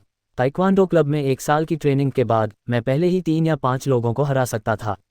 सोचिए, अगर कोई लड़का अपनी प्रेमिका के मुसीबत में होने पर आगे आकर बिजली की गति से लोगों को हरा सकता है, तो मैं गारंटी देता हूं कि आपकी प्रेमिका आपको कभी नहीं छोड़ेगी। बेशक लड़कियों के लिए भी, अगर आप अपनी सुरक्षा करना चाहती हैं तो ताइक्वांडो क्लब आएं। इन शब्दों में कोई कमी नहीं थी। इसके अलावा नए छात्र 18 या 19 साल के थे, जो जिंदगी की एक रोमांचक उम्र होती है। इस तरह के उत्साह से अनुमानतः 70 से 80% लड़कों के दिमाग सक्रिय हो गए, खासकर अपनी गर्लफ्रेंड के सामने दिखावा करने की बात सुनकर। छी, क्या दिखावा? हमारे यहाँ कोई है जो तुम्हें हरा सकता है? और जैसे ही सब सिर झुकाए फुसफुसा रहे थे, टैंग दाई एक कदम आगे बढ़ी, अपना सिर पीछे झुकाया, उसके चेहरे पर एक हल्की सी मुस्कान थी। टैंग दाई के अचानक प्रकट होने से सभी छात्र भी चुप हो गए। हालांकि वहां कई नए छात्र थे, लेकिन ज्यादातर पुराने छात्र थे, इसलिए यहां बहुत से लोग टैंग दाई को जानते थे, खासकर विभिन्न क्लबों के छात्र। उन लोगों ने टैंग दाई को दिलचस्पी से देखा। उनकी नज़रें महिलाओं के एक समूह में उन 2 पुरुषों पर भी पड़ीं। क्या वे किराए के सिपाही हो सकते हैं? ये दोनों ही होंगे, है ना? वह एक लड़का बहुत पतला था और दूसरे की बात करें तो वह थोड़ा मोटा था, लगता था कि उसमें लड़ने की ज्यादा ताकत नहीं है। जियांग ताओ तांग दाई के बोलने का इंतजार कर रहा था। वे एक दो बार नहीं बल्कि कई बार लड़े थे, लेकिन हर बार उसकी टीम जीत जाती थी और वह तांग दाई पर नरमी बरतता था। ओह, जियांग ताओ ने भौहें चढ़ाईं, फिर तांग दाई की तरफ देखा और मुस्कुराया। कौन? उसे बाहर आने दो। बोलते हुए उसने उसके पीछे खड़े दो आदमियों की तरफ भी देखा। उसके अंदाजे से शायद वह थोड़ा मोटा आदमी था। जहां तक उस बहुत पतले आदमी की बात थी, उसने उसे सीधे नज़रअंदाज कर दिया। उसे तांग दी ने बिना किसी हिचकिचाहट के वांग युदाओ की ओर इशारा किया, लेकिन मन ही मन उसे चिंता हो रही थी। जियाओ किंग, मुझे तुम पर पूरा भरोसा है। अगर तुम्हें मिला आदमी बुरी तरह पिट गया तो आज रात तक रुको, मैं तुमसे निपट लूंगी। हालांकि वांग युदाओ और जू की आंख साथ खड़े थे, तांग दी की उंगली अभी भी वांग युदाओ की ओर इशारा कर रही थी और कई लोगों ने साफ देखा कि तांग दी उस अपेक्षाकृत दुबले पतले लड़के की ओर इशारा कर रही थी। एक पल के लिए आसपास के लोग आपस में बातें करने लगे। क्या वो लड़का जो लकड़ी जितना पतला है? वो आदमी कितना लंबा है? 1.75 मीटर। हे भगवान, वो बहुत कमजोर है। ठीक है, अगर राष्ट्रपति जियांग ताओ एक ही मुक्का मारकर उसकी हड्डियां तोड़ दे तो क्या होगा? इसकी कीमत कौन चुकाएगा? हाँ, उसे देखो, क्या वो किसी मार्शल आर्टिस्ट जैसा दिखता है? मुझे लगता है कि वो किसी घर में बंद आदमी जैसा दिखता है। ... वांग योदाओ ने अपने आसपास के लोगों की आवाज़ें सुनी, उसके दिल में एक अवाक सी लहर दौड़ गई। यह इतना बुरा तो नहीं था, है ना? उसका शरीर पहले से ज्यादा मजबूत था, ठीक है, लेकिन इस राष्ट्रपति जियांग ताओ की तुलना में वह वाकई बहुत दुबला पतला और कमजोर था। लेकिन एक ही मुक्का मारकर उसे गिरा तो नहीं दिया जाएगा और उसकी हड्डियां तो नहीं तोड़ दी जाएंगी, है ना? बेशक, कुछ लोगों को लगा कि उसे सिर्फ संख्या बढ़ाने के लिए लाया गया है, जबकि कुछ लोगों को लगा कि शायद उसमें वाकई कोई हुनर होगा। उसे कम मत आंको। मुझे लगता है कि शायद उसमें वाकई कोई हुनर होगा। हालांकि वह लंबा नहीं है और न ही मजबूत दिखता है। देखो, क्या ब्रूस ली लंबे थे? क्या वह मजबूत थे? हाँ, मुझे लगता है कि यह राष्ट्रपति तांग दाई का गुप्त हथियार हो सकता है। वाह, यह आदमी भी अच्छा लग रहा है। अगर यह राष्ट्रपति जियांग ताओ को हरा सकता है तो मैं उसके साथ बाहर जाऊंगा। अपनी बहन के साथ बाहर जाओ। देखो, अगर वो आगे बढ़कर जीत गया तो मैं लेट जाऊंगा और इंतजार करूंगा कि वो मेरे साथ अपनी राह कैसे बनाए। ठीक है, मैं किनारे से तुम्हारा उत्साहवर्धन करूंगा। ... वांग योदाओ लड़खड़ा गया, लगभग गिरते गिरते बचा। स्कूल के छात्र सिर्फ एक साल में इतने बदचलन कैसे हो गए? लेकिन उसे ये अच्छा लगा। जियांग ताओ ने अंदर आए उस आदमी को देखा, उसके चेहरे की मुस्कान और भी गहरी हो गई। उसे समझ नहीं आ रहा था कि तांग दी को इतनी हिम्मत कहाँ से मिली कि वह ऐसे आदमी से लड़ सके। ये साफ तौर पर एक बीमार इंसान का मामला था जो इलाज की तलाश में था। वह सोच रहा था कि खुद को कितनी ताकत से रोके रखे। तुम्हारा नाम क्या है? आसपास से चीखें शुरू हो चुकी थीं, लेकिन लगभग सभी जियांग ताओ का उत्साहवर्धन कर रहे थे। हालांकि कुछ लोग बेतरतीब ढंग से चिल्ला रहे थे, लेकिन उनकी आवाज़ें दब गईं। वांग युदाओ, ओह, जियांग ताओ ने कहा, फिर वांग युदाओ की तरफ देखा और मुस्कुराया। क्या मैं तुम्हें कुछ चालें चलने दूं? जियांग ताओ ने जानबूझकर थोड़ा जोर से बोला, जिससे उनके आसपास से चीखें और भी तेज हो गईं। देखा, हमारे क्लब के अध्यक्ष जियांग कितने अच्छे हैं, वह इस आदमी को भी कुछ चालें चलने देंगे। प्रेसिडेंट जियांग, आपको पीछे हटने की ज़रूरत नहीं है। उसे एक ही मुक्का मार दो। उसे कुछ चालें चलने दो। क्यों नहीं? क्या बेहतर नहीं होगा कि पहले उसे कुछ चालें चलने दो, फिर एक ही मुक्का मारकर उसे गिरा दो? अपने कानों में आवाज़ें सुनकर तांग दी सचमुच गुस्से से भर गई। उसने अभी तक लड़ाई शुरू भी नहीं की थी और उसका आभामंडल पूरी तरह से खत्म हो चुका था। हालांकि वह इसके बारे में कुछ नहीं कर सकती थी। अब वह बस यही उम्मीद कर सकती थी कि यह आदमी थोड़ी देर और टिके। वह तो ऊपर जाकर उसकी जगह लेना भी चाहती थी। जियाओ दी, कोई बात नहीं, वांग युदाओ बहुत ताकतवर है। यांग किंग ने तांग दी को खींचा और फुसफुसाया। मुझे उम्मीद है। तांग दी अब कुछ नहीं चाहती थी, वह बस यही उम्मीद कर रही थी कि जियांग ताओ अपने चेहरे की खातिर वांग युदाओ को कम शर्मनाक तरीके से हारने देगी। वांग युदाओ ने भौहें उठाईं, सामने वाले की तरफ देखा और मन ही मन हंसा, फिर उदासीनता से बोला, जल्दी करो और लड़ो, इसके बाद भी मेरे पास करने को बहुत काम है। स्कूल में जियाओ पी हाई के साथ समय बर्बाद करना, अगर अपने अल्मा में जाना होता तो कोई बात नहीं, लेकिन बंदर की तरह देखे जाने से वांग युदाओ को अभी भी थोड़ा अजीब लग रहा था। अरे, वो कितना घमंडी है। जब वांग युदाओ ने ऐसा कहा तो नीचे कोई हैरानी से चिल्लाया, लेकिन ये साफ था कि लगभग सभी को लगा कि वांग युदाओ नाटक कर रहा है। जियांग ताओ का चेहरा तमतमा गया, फिर वह मुस्कुराया, ठीक है, तो मैं तुम्हें पहले कदम उठाने दूंगा। वांग युदाओ ने जियांग ताओ की तरफ देखा और शर्मीलेपन का दिखावा नहीं किया। वह स्वाभाविक रूप से जानता था कि जियांग ताओ क्या सोच रहा है। वह साफ तौर पर सबके सामने दिखावा करने की योजना बना रहा था। उसने अपना सिर हिलाया, हाथ उठाया और जियांग ताओ की ओर वार किया। जियांग ताओ की मुस्कान तुरंत गायब हो गई, उसकी आंखों में आश्चर्य की एक झलक दिखाई दी और वह जल्दी से पीछे हट गया, उसे रोकने की कोशिश कर रहा था। लेकिन वांग युदाओ ने उसे कोई मौका नहीं दिया। जियांग ताओ को पीछे हटते देख वांग युदाओ की गति और भी तेज हो गई। आगे बढ़ रही मुट्ठी रुक गई और फिर एक चाबुक की मार सीधे जियांग ताओ की पीठ पर पड़ी। इस पल जियांग ताओ का चेहरा आखिरकार पूरी तरह बदल गया। उसने जल्दी से अपना बायां हाथ वांग युदाओ का पैर पकड़ने के लिए बढ़ाया, लेकिन जैसे ही उसका हाथ चाबुक की मार से टकराया, उसके हाथ से एक जोरदार जोर निकला। उसका हाथ वांग युदाओ की चाबुक की मार को बिल्कुल भी नहीं रोक सका। ये बिल्कुल एक प्रार्थना करने वाले मैंटिस की तरह था जो रथ को रोकने की कोशिश कर रहा था। अगले ही पल चाबुक की मार सीधे जियांग ताओ की पीठ पर लगी और एक धमाके के साथ उसका पूरा शरीर उस चाबुक की मार से आगे की ओर उड़ गया। तभी जियांग ताओ का शरीर कछुए की तरह जमीन पर गिर पड़ा और उसकी आंखें पूरी तरह बंद हो गईं। ये सब कुछ पल भर में ही हो गया। जो छात्र पहले जियांग ताओ का नाम पुकार रहे थे, उनके मुंह खुले हुए थे, लेकिन वे कुछ भी नहीं बोल पा रहे थे। पूरा व्यायामशाला पूरी तरह से शांत हो गया। आसपास के लोग आंखें फाड़े वहां खड़े उस दुबले पतले व्यक्ति को घूर रहे थे। अगले ही पल किसी ने, पता नहीं कौन, अपना मुंह खोला और बुदबुदाया, ये बहुत असामान्य है। वाकई असामान्य, सचमुच असामान्य। एक चाबुक की लात ने जियांग ताओ को बेहोश कर दिया। ये कैसी ताकत, कैसी विस्फोटक शक्ति थी। सबसे महत्वपूर्ण बात, यह इतने दुबले पतले और कमजोर व्यक्ति के शरीर से आई थी। वांग युदाओ और जियांग ताओ एक साथ खड़े थे, उनके शरीर एक वयस्क और एक बच्चे जैसे थे, अंतर बहुत स्पष्ट था। लेकिन अब हाथ ने जांघ को मोड़ दिया था और वह भी जोरदार तरीके से। यह एक त्वरित हत्या थी। गप, बादाम जैसी आंखों वाली शंकु के आकार की लड़की वांग युदाओ को घूर रही थी। वह अभी भी वांग युदाओ को एक ही मौके से गिरा हुआ देखने का इंतजार कर रही थी, लेकिन अब नतीजा अप्रत्याशित था। जियाओ किंग, तुम्हारा दोस्त, वह क्या करता है? तांग दी ने आखिरकार अपना मुंह खोला, फिर संभलते हुए और फिर जल्दी से यान किंग को अपनी ओर खींचकर पूछा। उसकी नज़रें यान किंग पर टिकी थीं। यान किंग रुकी, फिर सिर हिलाया और बोली, मुझे भी नहीं पता। फिर वह जू कियांग की ओर मुड़ी, जो भी हैरान लग रही थी, और पूछा, वैसे वांग युदाओ क्या करता है? हालांकि यह उनकी पहली मुलाकात नहीं थी, लेकिन उसे कभी नहीं पता था कि वांग युदाओ क्या करता है। उसे पहले पूछने का समय नहीं मिला था, न ही उसने पूछने के बारे में सोचा था। जू कियांग ने गहरी सांस ली। वांग युदाओ का हुनर उसकी उम्मीदों से बढ़कर था। उसने तो ये भी सोचा था कि वांग युदाओ एक पेशेवर मुक्केबाज से भी बेहतर हो सकता है। यान किंग की बातें सुनकर जू कियांग ने अपना सिर हिलाया। उसे लगा जैसे उसका मुंह थोड़ा सूखा सा हो गया है। क्या उसे उन्हें बताना चाहिए कि वांग युदाओ असल में एक काम से काम चलाने वाला था? क्या ये लोग उस पर यकीन करेंगे? मैंने तो उसकी नौकरी ढूंढने में भी मदद की थी, वो तो एक दवाखाने में काम से काम चलाने वाला है। यान किंग और बाकी लोग स्तब्ध भाव से जू कियांग को देखने लगे। जाहिर है उन्हें उसकी बातों पर यकीन नहीं हो रहा था। देखो, कोई भी सच पर यकीन नहीं करता। आह! जू कियांग ने अपना सिर हिलाया और किन लैन की तरफ देखा। तुम्हें उस पर यकीन नहीं है? नहीं, किन लैन ने दृढ़ता से अपना सिर हिलाया। अगर जू कियांग ने कहा होता कि वांग युदाओ एक मुक्केबाज है, तो शायद वो उस पर यकीन कर लेती, लेकिन वांग युदाओ को दवाखाने का काम करने वाला कहकर उसे सचमुच बिल्कुल भी यकीन नहीं हुआ। जू कियांग ने अपने हाथ फैला दिए। उसने सच कहा था, लेकिन अगर सामने वाले को यकीन नहीं होता तो वो कुछ नहीं कर सकता था। मैंने फैसला कर लिया है। तांग दी ने मन बना लिया था, उसकी नज़रें वांग युदाओ पर टिकी थीं।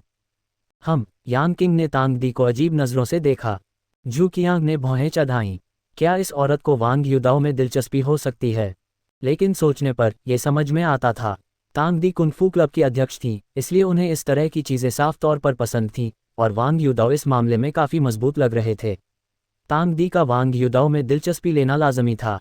हालांकि अगर बाद में उनका झगड़ा हुआ तो मज़ा आएगा। धिक्कार है, सफ़ेद सारस ने पंख फैलाए। अरे, काला बाघ दिल खोदता है। आह, बंदर आड़ू चुराता है।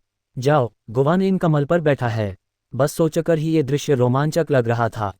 वांग युदाओ को आते देख तांग दी तुरंत उनसे मिलने गई। महाराज, कृपया मुझे अपना शिष्य बना लें। मैं बिस्तर गर्म कर सकती हूँ और चाय पानी भी दे सकती हूँ। वांग युदाओ ने पहले कुछ अलग थलग रहने वाले तांग दी को स्तब्ध भाव से देखा। उसका मन कुछ पल के लिए इसे समझ नहीं पाया। यान किंग भी अवाक रह गई, अपने माथे पर हाथ फेरते हुए, ये सोचकर कि उसकी दोस्त की मानसिक समस्याएं फिर से उभर रही हैं। और तभी उनके आसपास के लोगों ने प्रतिक्रिया दी। इसमें कोई आश्चर्य की बात नहीं थी कि वे हैरान थे। ये परिणाम सभी की उम्मीदों से बिल्कुल परे था। हालांकि कुछ लोगों ने पहले भी वांग युदाओ के पक्ष में आवाज़ उठाई थी, लेकिन वे लोग जियांग ताओ को बर्दाश्त नहीं कर सकते थे। उन्होंने कभी उम्मीद नहीं की थी कि वांग युदाओ जियांग ताओ को हरा देगा। लेकिन अब जब तथ्य सामने आ गए तो उनके पास इस पर विश्वास करने के अलावा कोई विकल्प नहीं था। हे भगवान, वह सचमुच जीत गया। हाँ, कमाल है, एक ही वार में उसने जियांग ताओ को मार डाला। जियांग ताओ के क्लब के लोगों, उन लोगों ने तो पादने की भी हिम्मत नहीं की। उस आदमी ने तो जियांग ताओ को एक ही लात से गिरा दिया। उस पैर में तो बहुत ताकत है। वाह, उसका स्टाइल तो घोस्ट लेग 7 वाला है। वाह, अगर उसके पैरों में इतनी ताकत है तो उसकी कमर में भी कमज़ोर नहीं होगी। तुम तो बहुत कामुक हो रहे हो। अरे हाँ, क्या तुमने ही तो पहले कहा था कि अगर वो जीत गया तो तुम उसे करने दोगे। वाह, जल्दी आओ, मैं पूरी तरह तैयार हूँ।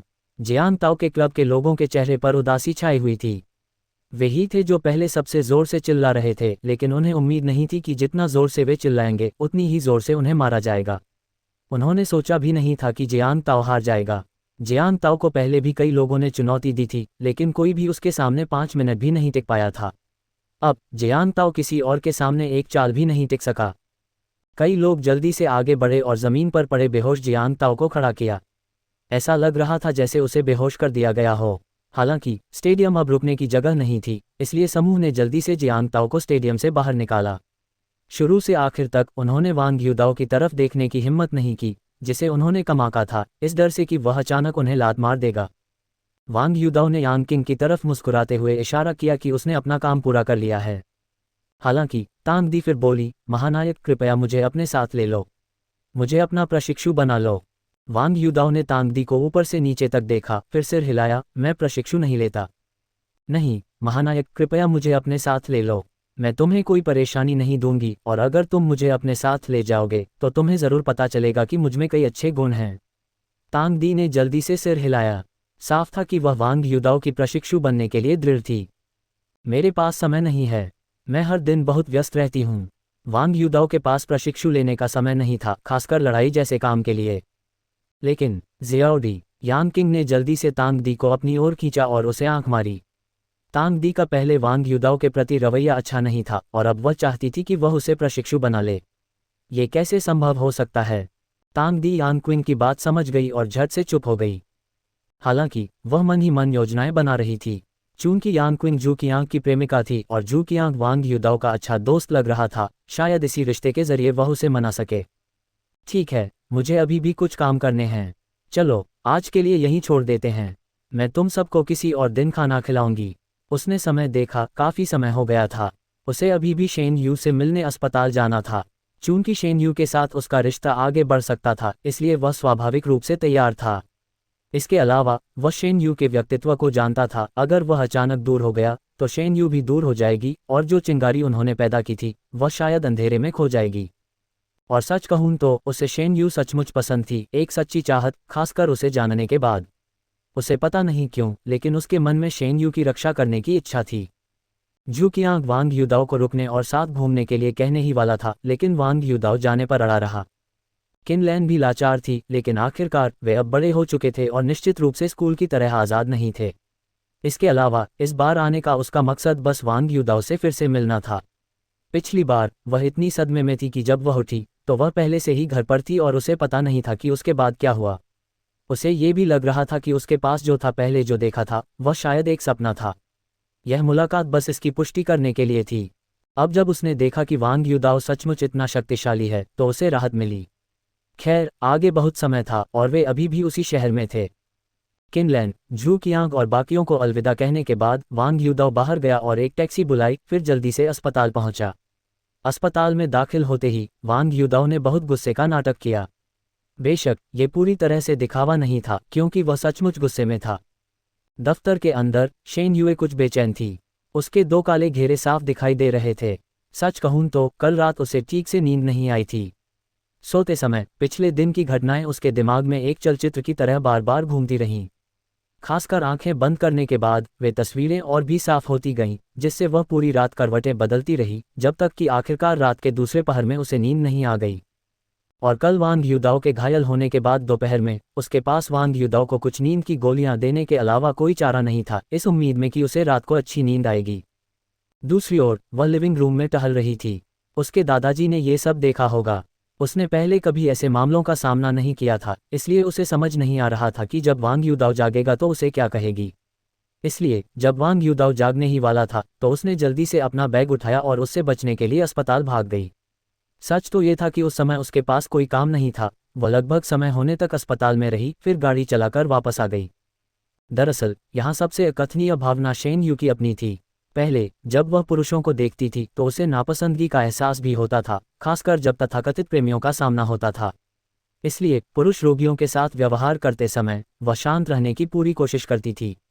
वह पुरुषों के प्रति अपनी नापसंदगी को अपने काम में नहीं लाती थी। उसने उन प्रेमियों को कभी अच्छी नज़र से नहीं देखा था। जब वह पहली बार वांग युदाओ से मिली तो वह वास्तव में उसे बहुत नापसंद करती थी, और जैसे जैसे वह उसे बार बार देखने लगी उसकी नापसंदगी और भी गहरी होती गई। लेकिन धीरे धीरे उसे एहसास होने लगा कि कुछ गड़बड़ है। हालांकि यह नापसंदगी ही थी, लेकिन वांग युदाओ के लिए उसकी नापसंदगी थोड़ी अलग लग रही थी। ये जानने के बाद कि वांग युदाओ के पास अजीबोगरीब चिकित्सा कौशल हैं, वह अपने दादाजी से जानबूझकर या अनजाने में बातचीत करने लगी। शायद उसे खुद भी एहसास नहीं था कि जब उसने अचानक एक पुरुष का नाम लिया तो उसके दादाजी के चेहरे पर क्या भाव थे। यह एहसास कल शाम तक जारी रहा, जब शेन यू को अचानक समस्या की गंभीरता का एहसास हुआ। उसने झुंझलाते हुए अपने बालों को खींचा। ये कैसे हो सकता है? मैं किसी मर्द के प्यार में कैसे पड़ सकती हूँ? नामुमकिन, बिल्कुल नामुमकिन। शेन यूए ने अपना सिर हिलाया, उसका चेहरा कुछ पीला पड़ गया था। जाहिर है उसे अपनी भावनाओं पर यकीन नहीं हो रहा था। दस्तक, दस्तक, दस्तक। दस्तक की आवाज़ ने शेन यूए के विचारों को तोड़ दिया। वह वास्तविकता में लौट आई, जल्दी से अपने बाल ठीक किए और फिर सीधी बैठ गई, बोली, कृपया अंदर आइए। हालांकि जब उसने अंदर आए व्यक्ति को देखा तो उसके चेहरे के भाव तुरंत अस्वाभाविक हो गए। धिक्कार है श्याओ युए, ये माफ़ करने लायक नहीं, माफ़ करने लायक नहीं। तुमने तो मुझे सचमुच नशीला पदार्थ दे दिया। वांग युदाओ ने दरवाज़ा खोला और शेन यूए को देखते ही शिकायत करने लगा। वह अपने दिल में इसे भुला नहीं पा रहा था। हालांकि वह एक मर्द था, लेकिन नशीला पदार्थ दिए जाने पर उसे लगभग ऐसा महसूस हो रहा था जैसे उसका अपमान किया जा रहा हो, भले ही उसे नशीला पदार्थ देने वाली शेन यूए ही थी। वांग युदाओ ने दरवाज़ा बंद कर लिया और फिर शेन यूए को असहाय भाव से देखा। शेन यूए को उम्मीद नहीं थी कि वांग युदाओ अचानक प्रकट हो जाएंगे और अंदर आते ही इतनी शिकायत करेंगे। वह दंग रह गई, फिर तुरंत समझ गई कि वांग युदाओ का क्या मतलब था। उसका चेहरा थोड़ा लाल हो गया, फिर उसने जल्दी से गंभीरता से कहा, मैंने तुम्हें तुम्हारी भलाई के लिए नींद की गोलियां दी थीं। सिर में चोट लगने वाले कुछ मरीज हमेशा इतना दर्द में रहते हैं कि सो नहीं पाते। नींद की गोलियां नींद में मदद करती हैं। तुम्हें भी कोई दर्द नहीं होगा। वांग युदाओ थोड़ा चौंक गया, क्या ऐसा है? क्या तुम्हें कोई दर्द हुआ? शेन यूए ने प्रतिवाद किया। लगता है मुझे सचमुच दर्द नहीं हुआ। वांग युदाओ ने अपना सिर रगड़ा। बस हो गया, शेन यूए ने उदासीनता से कहा, अपने हाथ में रखे दस्तावेजों को ठीक करते हुए। फिर आगे कहा, तुमने अभी तक अपनी पट्टी नहीं बदली है ना? हालांकि घाव बड़ा नहीं है, फिर भी तुम्हें दवा ज़रूर बदलनी होगी। इस तरह ये जल्दी ठीक हो जाएगा। तो फिर तुम मेरे लिए इसे बदल दो। वांग युदाओ मुस्कुराया और उसके पास गया, फिर सीधे शेन यूए की मेज़ पर बैठ गया। बिना पलक झपकाए शेन यूए को घूरता रहा। शेन यूए की आंखें हल्की सी झपकी और उसकी भौहें तुरंत सिकुड़ गईं। जाओ किसी और को इसे बदलवा दो, मैं बहुत व्यस्त हूँ। ये कहते हुए वह उठकर जाने लगी। अरे अरे, तुम्हारी वजह से मुझे चोट लगी है, तुम इतने बेरहम तो नहीं हो सकते, है ना? ओह, मेरे सिर में बहुत दर्द हो रहा है। वांग युदाओ ने अपना सिर पकड़ लिया, वह बहुत दुखी लग रहा था। शेन यूए ने अपना मुंह खोला, उसके चेहरे पर मुस्कान फैल गई। वह साफ तौर पर अपनी हंसी को दबाने की पूरी कोशिश कर रही थी। आगे बढ़ो और हंसो, मुझे अब भी लगता है कि जब तुम मुस्कुराती हो तो तुम ज़्यादा अच्छी लगती हो। वांग युदाओ ने खुशी से कहा। शेन यूए ने वांग युदाओ की तरफ आंखें घुमाईं, फिर खड़ी हुई, बगल से अपनी वर्दी निकाली और उसे पहन लिया। मेरे दवा लेने तक इंतजार करो। वांग युदाओ खुशी से चिल्लाया, फिर शेन यूए को उसकी वर्दी पहने बाहर जाते देखा। फिर वह जल्दी से शेन यूए की सीट पर बैठ गया। वांग युदाओ के इंतजार करने के कुछ देर बाद ही बाहर से अचानक शोर सुनाई दिया।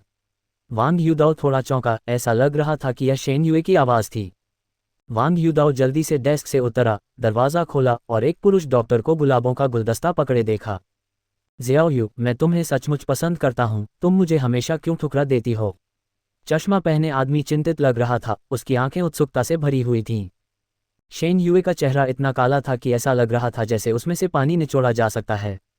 उसके हाथ में एक ट्रे थी जिसमें कुछ गौज और कुछ और सामान था, शायद वांग युदाओ के कपड़े बदलने के लिए। चुक्सियोंग, मैंने तुमसे पहले भी कहा था, मेरे लिए तुम्हें पसंद करना नामुमकिन है, तुम्हें हार मान लेनी चाहिए। ये कहने के बाद वह जाने के लिए मुड़ी, लेकिन चुक्सियोंग नाम का वह व्यक्ति आज का मौका हाथ से जाने नहीं देना चाहता था। शेनयू को जाते देख उसने झट से उसे पकड़ लिया और सीधे घुटनों के बल बैठ गया। शेनयू, मैं तुम्हें सचमुच पसंद करता हूँ, देखो मैंने एक अंगूठी भी खरीदी है। उसने फूल जमीन पर रखे और अपनी जेब से एक अंगूठी निकाली। लोग गलियारे में लगातार आ जा रहे थे और उनकी हरकतें सबका ध्यान खींच रही थीं। जो लोग पहले डॉक्टर के पास आए थे वे भी ये तमाशा देखने लगे और कुछ तो उसका मजाक उड़ाने और उसे राजी करने के लिए चिल्लाने भी लगे। शेनयू का चेहरा काला पड़ गया और उसकी आंखें ठंडी पड़ने लगीं। वे सभी एक ही अस्पताल में काम करते थे और ऐसा कुछ होने से साफ तौर पर हंगामा मचने वाला था। अगर वह राजी नहीं होती तो मुमकिन था कि उनमें से कोई एक अस्पताल में न रह पाता। जो डॉक्टर और नर्सें उन दोनों को जानते थे वे भी यह सब देख रहे थे। शेनयू के बारे में बहुत कुछ जानते थे लेकिन लगभग कोई भी उसके साथ नहीं बन पाता था, इसलिए कई लोग शेनयू को जानते तो थे लेकिन उसे बिल्कुल नहीं समझते थे। चुक्सियोंग बूढ़ा नहीं था लेकिन वह एक अटेंडिंग फिजिशियन था और इतने बड़े अस्पताल में सर्जरी कर सकता था। कहा जा सकता था कि उसका भविष्य असीमित था और उसका अनुसरण करने से चिंताओं से मुक्त जीवन सुनिश्चित होता। इसलिए कई महिला नर्सें थीं जो मन ही मन चुक्सियोंग की प्रशंसा करती थीं। लेकिन कुछ लोग ऐसे ही होते हैं, वे उन लोगों को पसंद नहीं करते जो उन्हें पसंद करते हैं और उन लोगों को परेशान करने पर अड़े रहते हैं जो उन्हें पसंद नहीं करते। शेनयू ने भौहें चढ़ाईं। ज्यादा से ज्यादा लोग इकट्ठा हो रहे थे और उनमें से ज्यादातर चिल्ला रहे थे कि वह मान जाए। वह सचमुच उनके मुंह पर थूकना चाहती थी। मान जाए? किस बात पर मान जाए? ये लोग जो कुछ नहीं जानते बस तमाशा देखना पसंद करते हैं। उठो, मैंने तुमसे कहा था हमारे बीच कोई संभावना नहीं है। रही बात उस अंगूठी की तो तुम्हें उसे उसी को देना चाहिए जिसे देना चाहिए। शेनयू ने दांत पीस लिए। इतने सारे लोगों के सामने ऐसा कुछ होने पर उसे अब भी थोड़ी शर्मिंदगी महसूस हो रही थी, खासकर तब जब वह चुक्सियोंग को बिल्कुल पसंद नहीं करती थी, यहाँ तक कि कुछ हद तक नापसंद भी करती थी। चुक्सियोंग को उसने कई बार अकेले में मना किया था लेकिन इस बार उसने सचमुच ऐसा ही किया। चुक्सियोंग ने अंगूठी पकड़ी, उसका चेहरा अविश्वास से भर गया और उसकी आंखों में गुस्से की ज्वालाएं चमक उठीं। उसने सोचा था कि ऐसी स्थिति में शेनयू मान जाएगी, लेकिन उसने यह उम्मीद नहीं की थी कि यह महिला इतनी कृतघ्न होकर भी मना कर देगी, जो साफ तौर पर उसके मुंह पर तमाचा था। असंभव? असंभव कैसे है? क्या तुम मुझे बताओगी कि तुम्हारा पहले से ही एक बॉयफ्रेंड है? जहां तक मुझे पता है तुम हमेशा से सिंगल रही हो। चुक्सियोंग ने व्यंग्य किया। उसे अब भी यकीन नहीं हो रहा था। क्या शेनयू कोई पत्थर की औरत थी? वरना इतने देर तक उसका पीछा करने के बाद भी कोई प्रतिक्रिया क्यों नहीं हुई? शेनयू ने अपना मुंह खोला और जैसे ही वह कहने ही वाली थी कि वह नासमझी कर रहा है, अचानक बगल से एक आवाज आई। जरूर, ज़ियाओयू का जरूर एक बॉयफ्रेंड होगा और वो मैं ही हूँ, है ना? आवाज बिल्कुल सही समय पर आई। तमाशा देख रहे लोग तुरंत आवाज की ओर मुड़े। पास ही का दरवाजा खुला और एक आदमी बाहर निकला। वांग युदाओ ने शेनयू को अजीब नजरों से देखा। उसने ऐसी किसी घटना की उम्मीद नहीं की थी, लेकिन शेनयू वाकई खूबसूरत थी। हालांकि शेनयू आमतौर पर बहुत रूखी रहती थी, फिर भी कोई उसे सबके सामने प्रपोज कर रहा था। ये वाकई बड़ी खबर थी। बेशक अगर पिछले कुछ दिनों की घटनाएं न होती तो वांग युदाओ शायद इसे एक तमाशा ही समझते, लेकिन अब ऐसा नहीं चलेगा। शेनयू पर उसकी नज़र थी और वह उसे पाने के मिशन पर था। अगर कोई उसे अपने जाल में फंसा ले तो यह अस्वीकार्य होगा। शेनयू का चेहरा थोड़ा लाल हो गया और उसकी नज़रें वांग युदाओ पर टिकी थीं। हालांकि वह कुछ नहीं बोली, लेकिन वह हंस रही थी और मन ही मन उसे डांट रही थी। क्या ज़ियाओयू, सिर्फ तुम ही मुझे ऐसी बकवास कहोगे? चुक्सियोंग का चेहरा ठंडा पड़ गया, उसकी आंखें सिकुड़ गईं जब उसने पास आते हुए व्यक्ति को देखा। ये व्यक्ति कुछ जाना पहचाना सा लग रहा था। सिर्फ वही नहीं बल्कि वांग युदाओ भी चुक्सियोंग को परख रहा था। वांग युदाओ को याद आया कि पिछली बार उसने इस डॉक्टर को शेनयू के ऑफिस में देखा था। अरे तुम तो कमाल हो, मेरी गर्लफ्रेंड खूबसूरत है, फिर भी तुम किसी और की गर्लफ्रेंड के पीछे तो नहीं पड़ सकते, है ना? तुम्हारा चरित्र बहुत घटिया है। वांग युदाओ पास आया और तुरंत शेनयू के गले लग गया। शेनयू का शरीर अकड़ गया और उसने जल्दी से कोशिश की, लेकिन तभी उसने वांग युदाओ को उसके कान में फुसफुसाते सुना, हिलना मत। क्या तुम बाद में अस्पताल में लोगों से और सार्वजनिक रूप से कबूलनामे सहने वाली हो? शेनयू थोड़ा चौंकी और फिर वह चुपचाप खड़ी रही। उनकी हरकतें ऐसी लग रही थीं जैसे वे दूसरों के प्रति अपना स्नेह दिखा रहे हों। सबके सामने एक दूसरे के कानों में फुसफुसाना बहुत ज्यादा था और सभी अविवाहित लोगों के लिए एक घातक झटका था। हालांकि बाकी सबकी नज़रें पूरी तरह से चुक्सियोंग पर टिकी थीं। आज वह कबूल कर रहा था, यहाँ तक कि प्रपोज भी कर रहा था। लेकिन अब उस महिला का एक बॉयफ्रेंड है। कोई आश्चर्य नहीं कि वह बार बार मना कर रही थी, और तुलनात्मक रूप से तथाकथित बॉयफ्रेंड इस डॉक्टर जितना अच्छा नहीं लग रहा था। क्या ये लड़का दूसरी पीढ़ी का अमीर हो सकता है? चुक्सियों की नज़रें वांग युदाओ और शेन युए पर पड़ीं, उसकी आंखों में एक ठंडी चमक चमक उठी। फिर उसने कहा, हे, तो तुम्हारा कोई बॉयफ्रेंड है? मुझे सच में इसकी उम्मीद नहीं थी, मुझे सच में इसकी उम्मीद नहीं थी। उसे सच में इसकी उम्मीद नहीं थी। पिछली बार जब उसने उन्हें देखा था तो शेन युए वांग युदाओ के साथ ज़्यादा अंतरंग नहीं लग रही थी, है ना? ज़्यादा समय नहीं बीता था और अब वे गले लग रहे थे। वह अनिच्छुक था, हालांकि अब सार्वजनिक रूप से कुछ भी कहना ठीक नहीं था। जमीन पर पड़े गुलाबों को देखते हुए चुक्सियोंग हंसा, चून कि तुम्हारा एक बॉयफ्रेंड है तो भूल जाओ। मैं तुम दोनों की खुशियों की कामना करता हूँ। चुक्सियोंग ने वांग युदाओ और शेन यू को एक अर्थपूर्ण नज़र से देखा, फिर मुड़कर चला गया। शेन यू ने थोड़ा सा मुंह बनाया। हालांकि चुक्सियोंग के साथ उसकी बातचीत ज़्यादा गहरी नहीं थी, फिर भी उसने उसके बारे में कुछ सुना था। वह निश्चित रूप से ऐसा इंसान नहीं था जो यूं ही सब कुछ छोड़ दे। अब से तुम्हें सावधान रहना चाहिए। लगता है यह इंसान द्वेष रखता है।